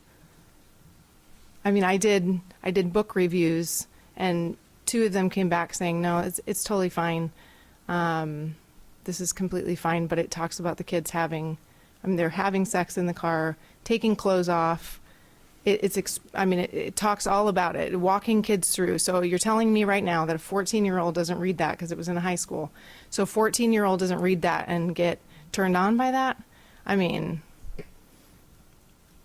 I was 14. Other people were 14.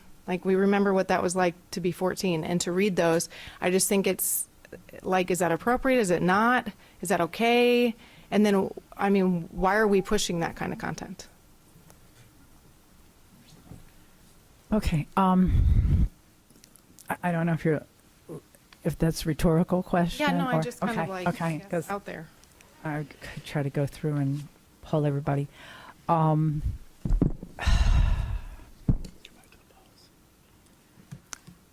Member Felder. Thank you, Chair Jacobs. I know it's not my intent as a member of this board to encourage pornography being read in school or sex being discussed, even though we know it may be, but that's not my agenda. One of the questions I do have on page 3, we're looking at purpose of such objective study. While using the materials, no employee may indoctrinate any student. And I talked about this whole definition of indoctrination. Let me just explain an experience I had as a teacher. I was teaching American literature to honors students, and I was teaching Sinners in the Hands of an Angry God, and also in that unit I taught The Crucible. And I had a complaint of a parent as I was teaching the metaphor, simile that you find in the beautiful literature written by Jonathan Edwards, Sinners in the Hands of an Angry God, that I was teaching religion.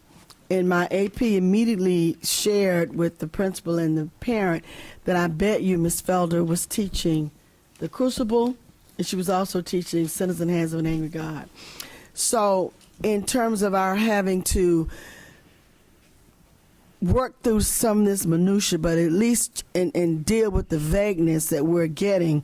And I agree with some of the other board members saying that we may need to table some of this until we get fully from the state what this policy is supposed to state. I have some concerns because in teaching some literature, there's going to be room for interpretation. There's going to be questions, especially if you have a student in your class, and I did, who practiced Wicca. And I had to give that student the same amount of time of expression as I did with the student who was a devout Catholic. I had to give them that time for the discussion.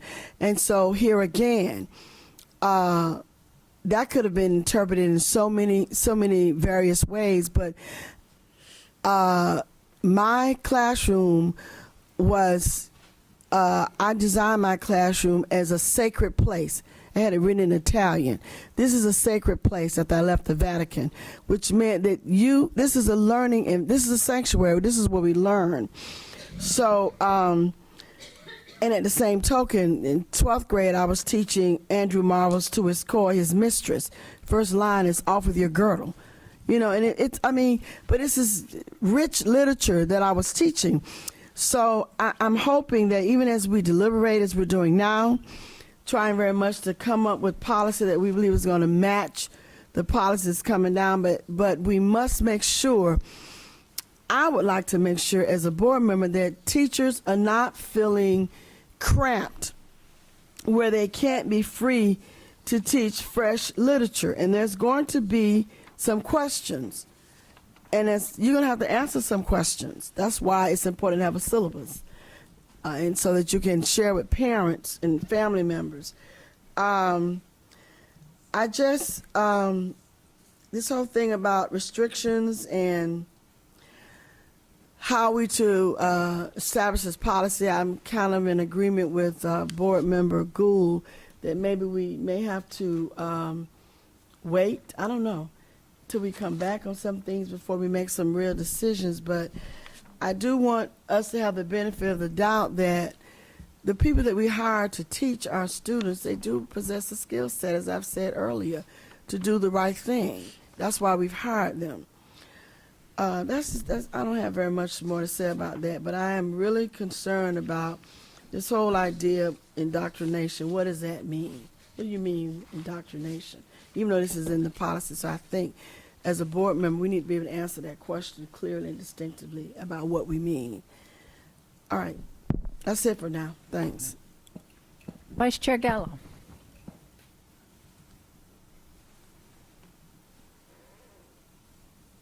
Vice Chair, you still with us?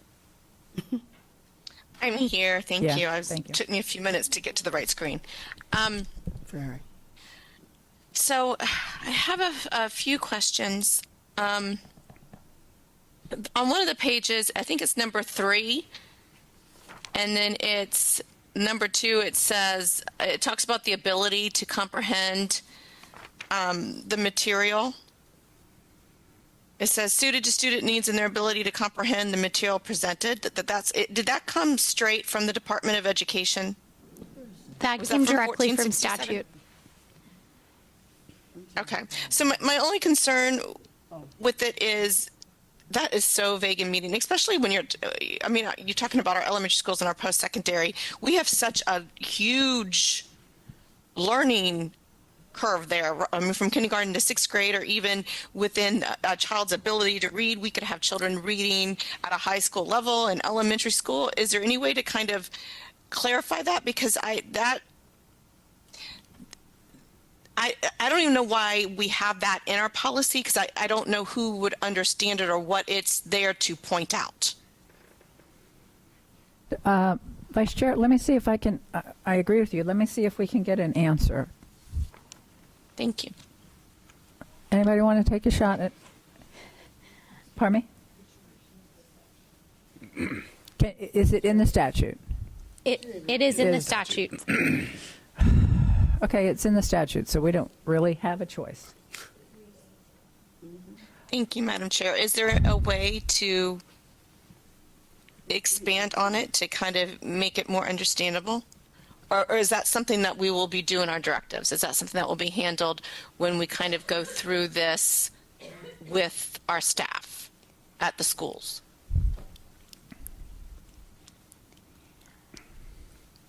I think a lot of I'm just these, hesitant to put anything in policy that we don't understand. I'm sorry. Go ahead. so I think a lot of these decisions are made in practice. Media specialists certainly know who the students that they serve are. At the beginning of this school year, we asked that media specialists create a collection development plan. In that collection development plan, we included their achievement data, their student achievement data. So they know the academic abilities of their students so that when they do make purchasing decisions, they are not purchasing books that go way far beyond the academic abilities of their students. Again, that also addresses the need so that they aren't purchasing resources that their students need. Kind of an example of this is we have the Silver Pines Academy. We realized they were recently built a few years ago when they opened, and with the capital renewal funds, we were able to purchase them a media center collection. Well, now in practice, those books are a little bit beyond the ability and the needs of those students, and so we've been working with them to ensure that they are purchasing a collection that is more suited to the needs and abilities of the students who are there. So a lot of that comes in knowing your students' achievement data, knowing their needs, and that is very central to what happens at your school. Okay, thank you for that clarification. I just want to quickly say that I agree with Member Byrd about IMB policy. I don't know that it should go into IJL policy. Maybe it makes sense to keep it as a policy on its own. And then I believe Member Castor-Dental mentioned the tiered access system, and I think the superintendent may have alluded to it as well. And I know that it's when a parent talks to the media specialist and they'll make note in Skyward, but I do think that when we get to the secondary level, there needs to be some type of formal process so that we can tier items so we're not taking books away or removing books from students that parents would be fine with them reading, but maybe other parents wouldn't be okay with it. So I know that we had discussed it at one of our work sessions prior, so I don't know where we landed on that, but that might be worth revisiting as well. Okay, thank you, Vice Chair. Member Castor-Dental. Thank you, Madam Chair. I'm kind of lost in all of our red lines. Have we started the challenges to media center materials? No, not yet. Okay, that's next. what I'm waiting on. Go ahead. Thanks. Okay, I'm sorry.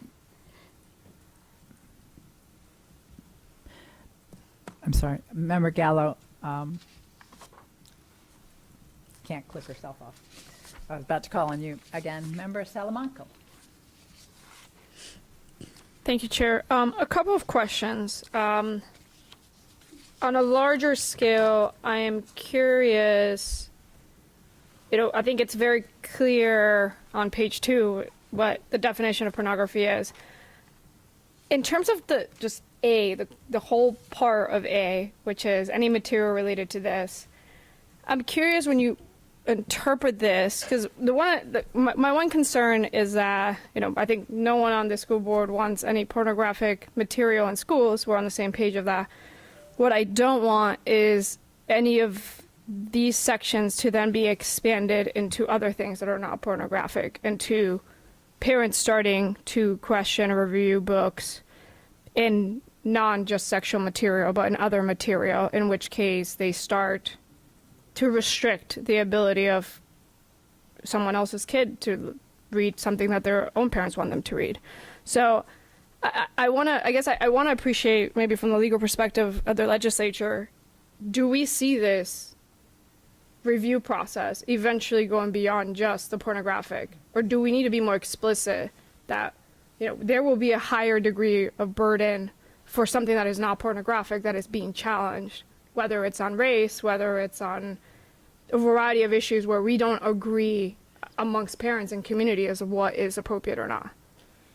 So the challenge process is for any book and has always been open for any book. For example, going back to when I was a media specialist, the parent who took issue with the book about ghosts that they didn't want their child reading, that very well could have been a book that they challenged following the challenge policy in KEC, and it very well could have been something that went to the school literacy council and could have been decided, you know what, we'll keep this book or we'll remove this book, whatever.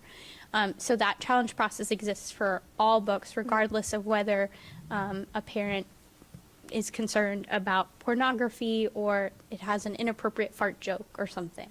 Got it. Because I have serious concerns that this becomes a slippery slope into actual full-on censorship of all kinds of materials that any random person in the community doesn't want people learning about. And so I don't know if this means that that's fine, we follow the state legislature on the explicit parts of the definition of pornography, but that we do develop a policy that increases the level of burden for books that are not related to sexual topics. I have concerns that, as we stated, it does seem like one parent or one community member in one school does have the potential to block a book from other schools. And I don't think we have a clear process yet, even how you undo that. I think we have the numbers that in the past year, in the history of the United States, we have banned more books than we ever have. 40% of these books are related to some LGBTQ issue. The other 40% are racial issues. There is also, I don't think this is necessarily only on one side of the political spectrum. I think we know kind of maybe where the right stands. But on the left side, I have heard wanting to ban To Kill a Mockingbird because it uses the N-word, wanting to ban certain things because of white savior. I think it's a concern across the board, whether you're a political spectrum or not, that we're trying to, we have community members who do want to censor based on political agenda on both sides of the spectrum, and I don't feel comfortable with anyone's freedom of expression or speech to be blocked.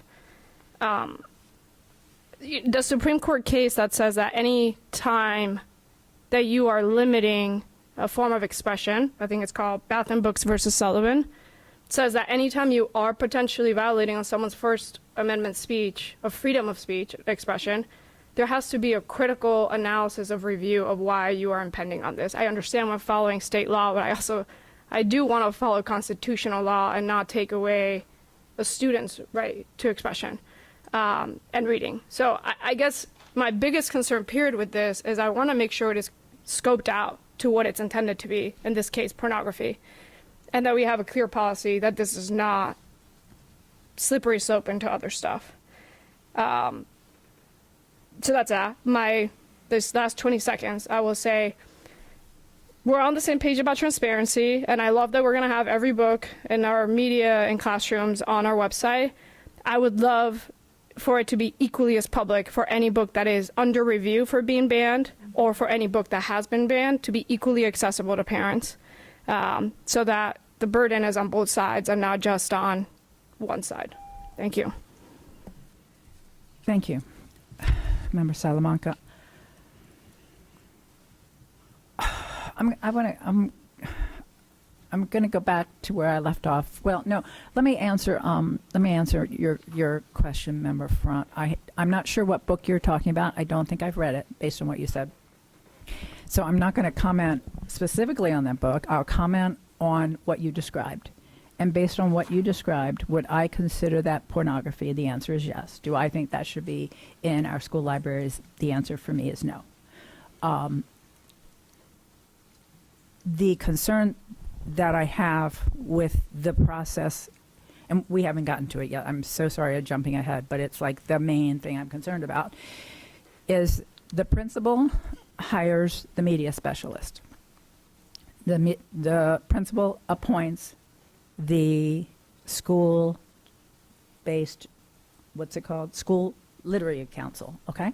So the principal, depending upon the principal's potentially political perspective, you could end up with very different interpretations of what the author intended his book to do.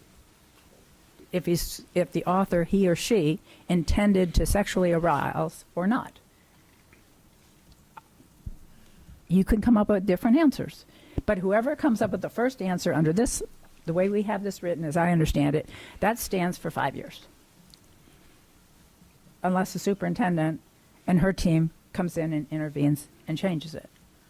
And I just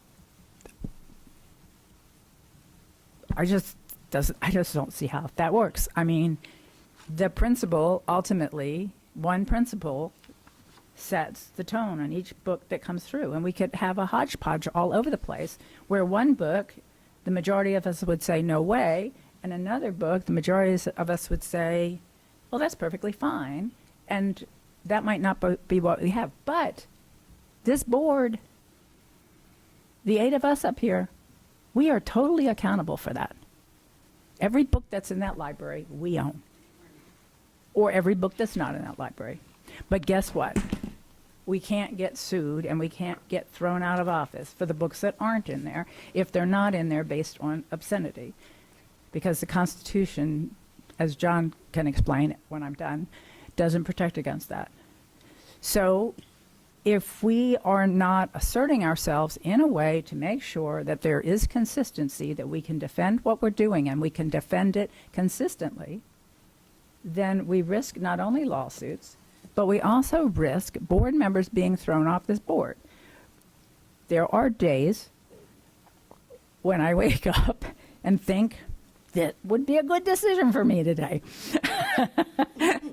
But in all seriousness, I do not like the idea of elected officials who are elected by their constituents, local citizens, being replaced with appointed people who are not directly accountable to the citizens in their district. I strongly believe that whenever possible, at the local level, the local citizens should be electing those people to represent them, to make decisions for them. And that's why when I look at the onus on this board to be accountable, and yet we are delegating that accountability to 210 different people to make decisions in a hodgepodge fashion, and we're hoping that we can catch them and figure out if they were the right decisions and come in and overturn them, which in and of itself is a mess, because now you've irritated a school who thinks that their school should have made that decision.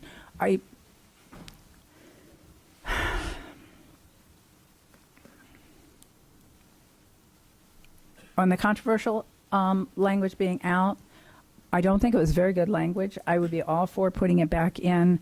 I do have one question, John, for you on the part about when it talks about religious material.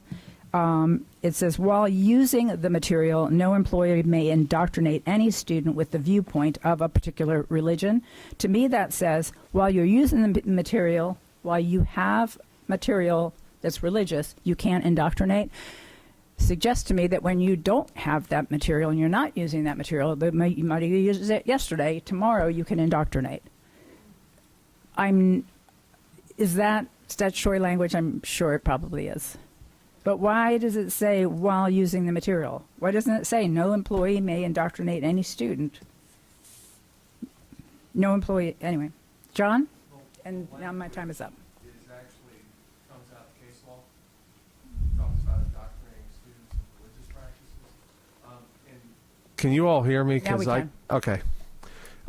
It's not meant to allow indoctrination while not using the materials. That's not the way it was in any way intended to be written or to indicate. Our instructional staff should not be indoctrinating any of our students with respect to a specific religious practice being superior to another religious practice at any time, regardless of whether they're using the materials or not. That's what was meant by that language. If it's crafted in a way that doesn't indicate that, we can certainly work it around and rework the language to indicate that our employees shouldn't indoctrinate on religious practices at all. Thank you. I'd suggest we do that. Member Gold, you're recognized. So the first thing that I want to say is that this is great conversation and to hear different perspectives. And I thank Vice Chair Gallo and Mr. Palmerini for clarifying what they anticipate to happen based on what's printed right now in the discussion with the further changes. There's just a couple of comments I have. I don't really have a question right now, but following along, I'm going to work my way backwards. Following along the chair's logic, if we were, and I remember this, when we were beginning to move towards one-to-one technology, we picked certain kinds of schools with different community bases to trial that stuff on, and then checked it, rechecked it, checked it, rechecked it at the district level to see what worked, what didn't work, what did we learn from that.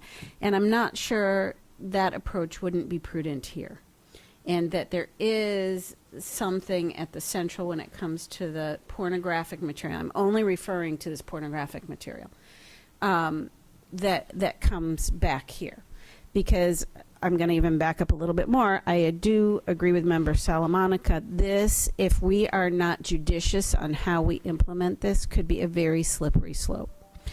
And then not meet the needs and the purpose of our work, which is to engage lifelong learners so that they can be successful and thrive in whatever career paths and whatever they choose to do with their lives.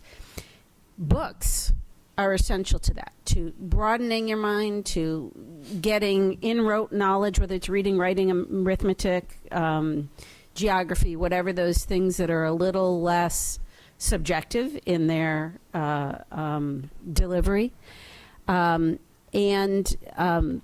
We also need to make sure we're looking at all of our community. And yes, Member Salaman, or Member Ferrant, you're right. Everybody has a phone. How they have that phone is completely different, though. So even in Guatemala, where you went, there's very inexpensive by-the-minute cards that are actually subsidized a lot of times by the World Health Organization or multiple others, UNICEF, multiple others that help with subsidizing access to phones and technology in those communities.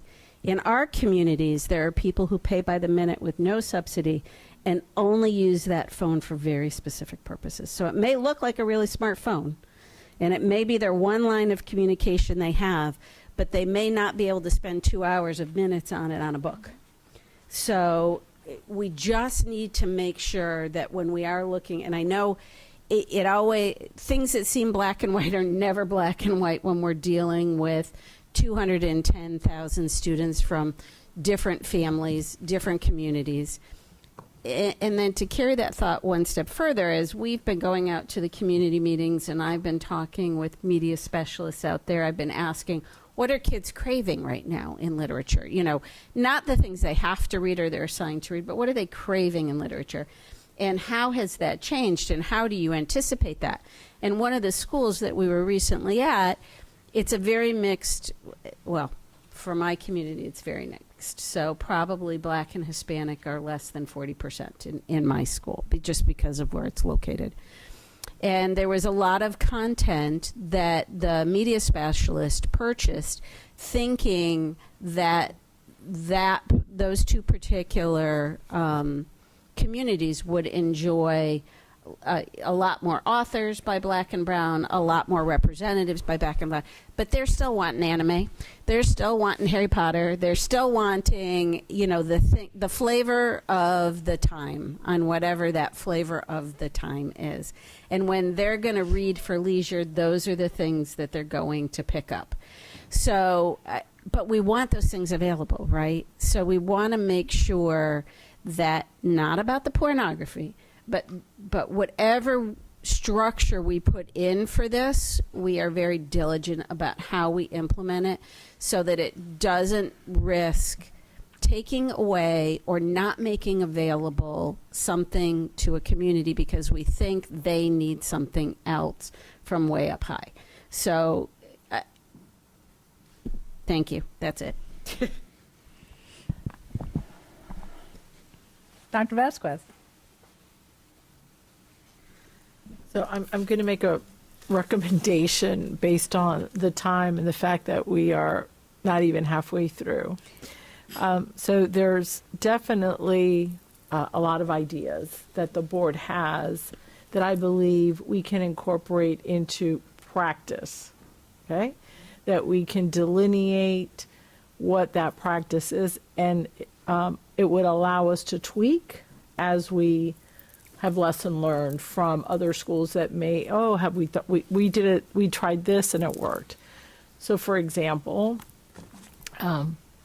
we can, when a school, and I'm speaking strictly to pornography because I believe the challenge to anything else, the process that we have in place has been working. The board feels comfortable with that, and we've been able to work through those challenges. The conflict comes when the content is, some people believe to be pornographic.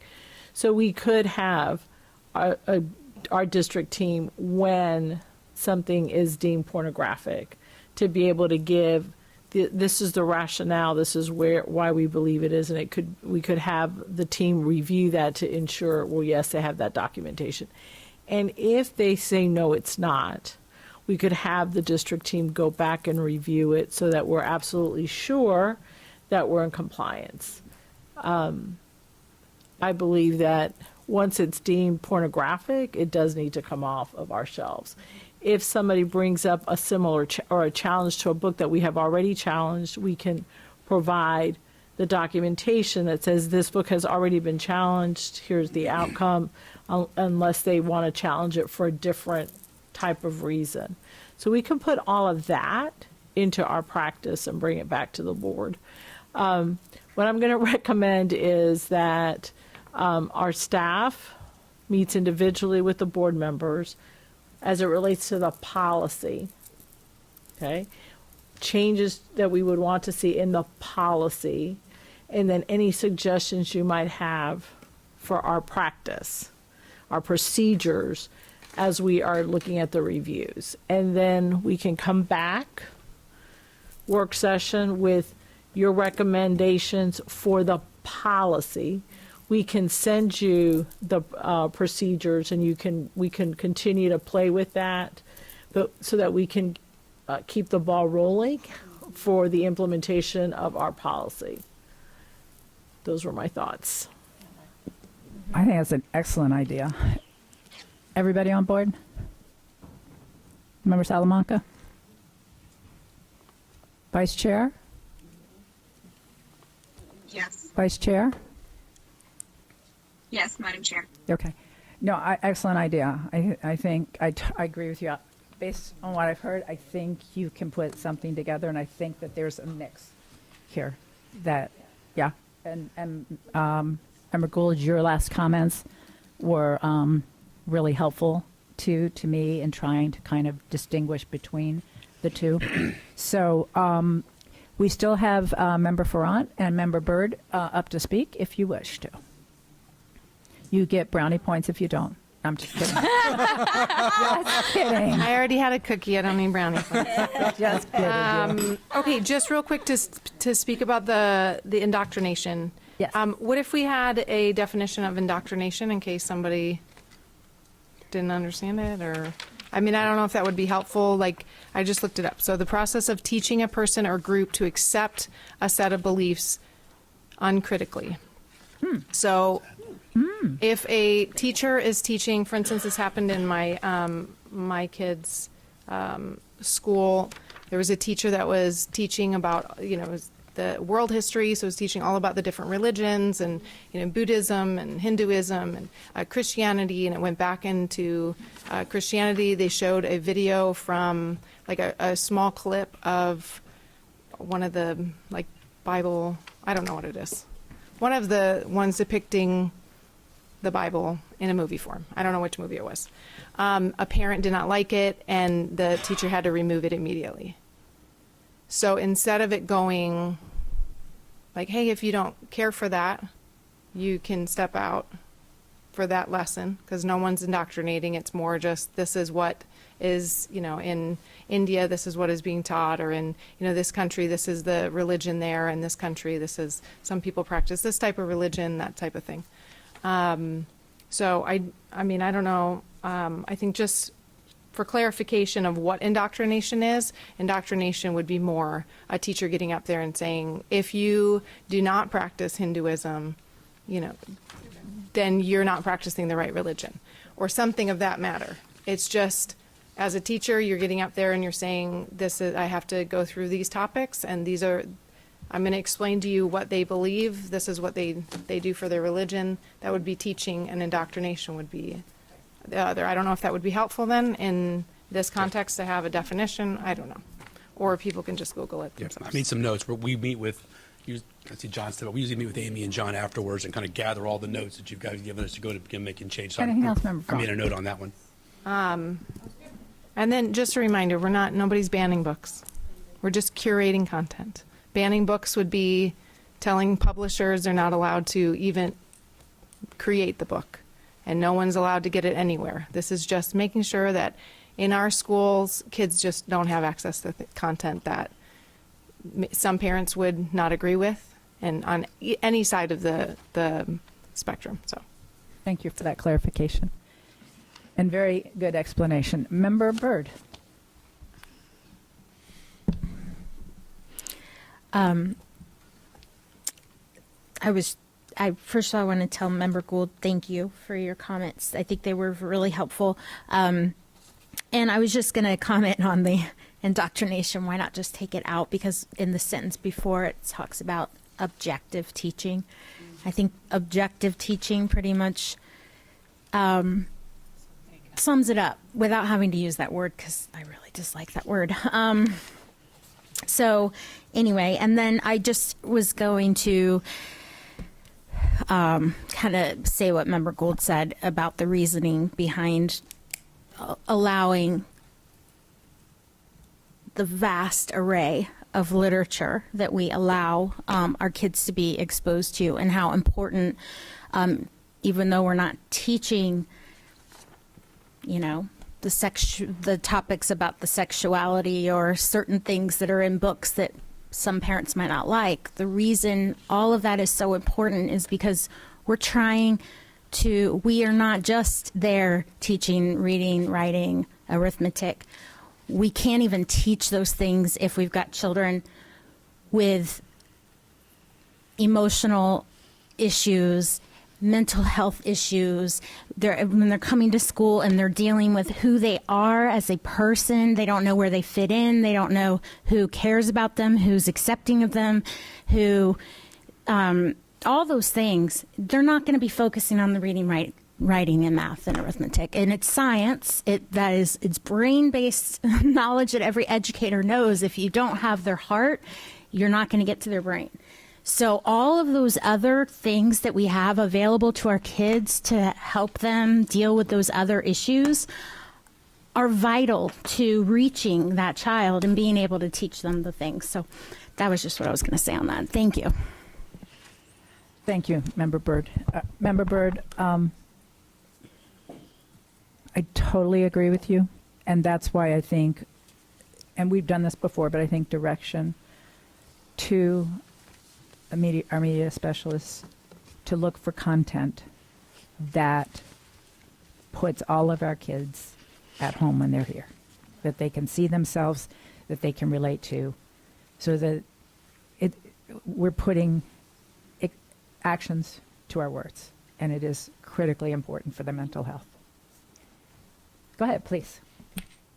Yes, thank you. And I think more what I wanted to get across was that I think we need to keep reiterating why that is important, because I think that gets lost in the conversation when everybody gets, up in arms and upset about things, that they forget that there is real reasons why we do have to provide these materials, and why we do have to make sure that our kids are being seen in the books that they're reading, and why the psychology of that is so important to the education of these kids, and why we can't just educate them in a silo without at all without those other things there. And it's easy to say, well, that's for the family to do, but a lot of our kids and a lot of the kids in my schools do not have families.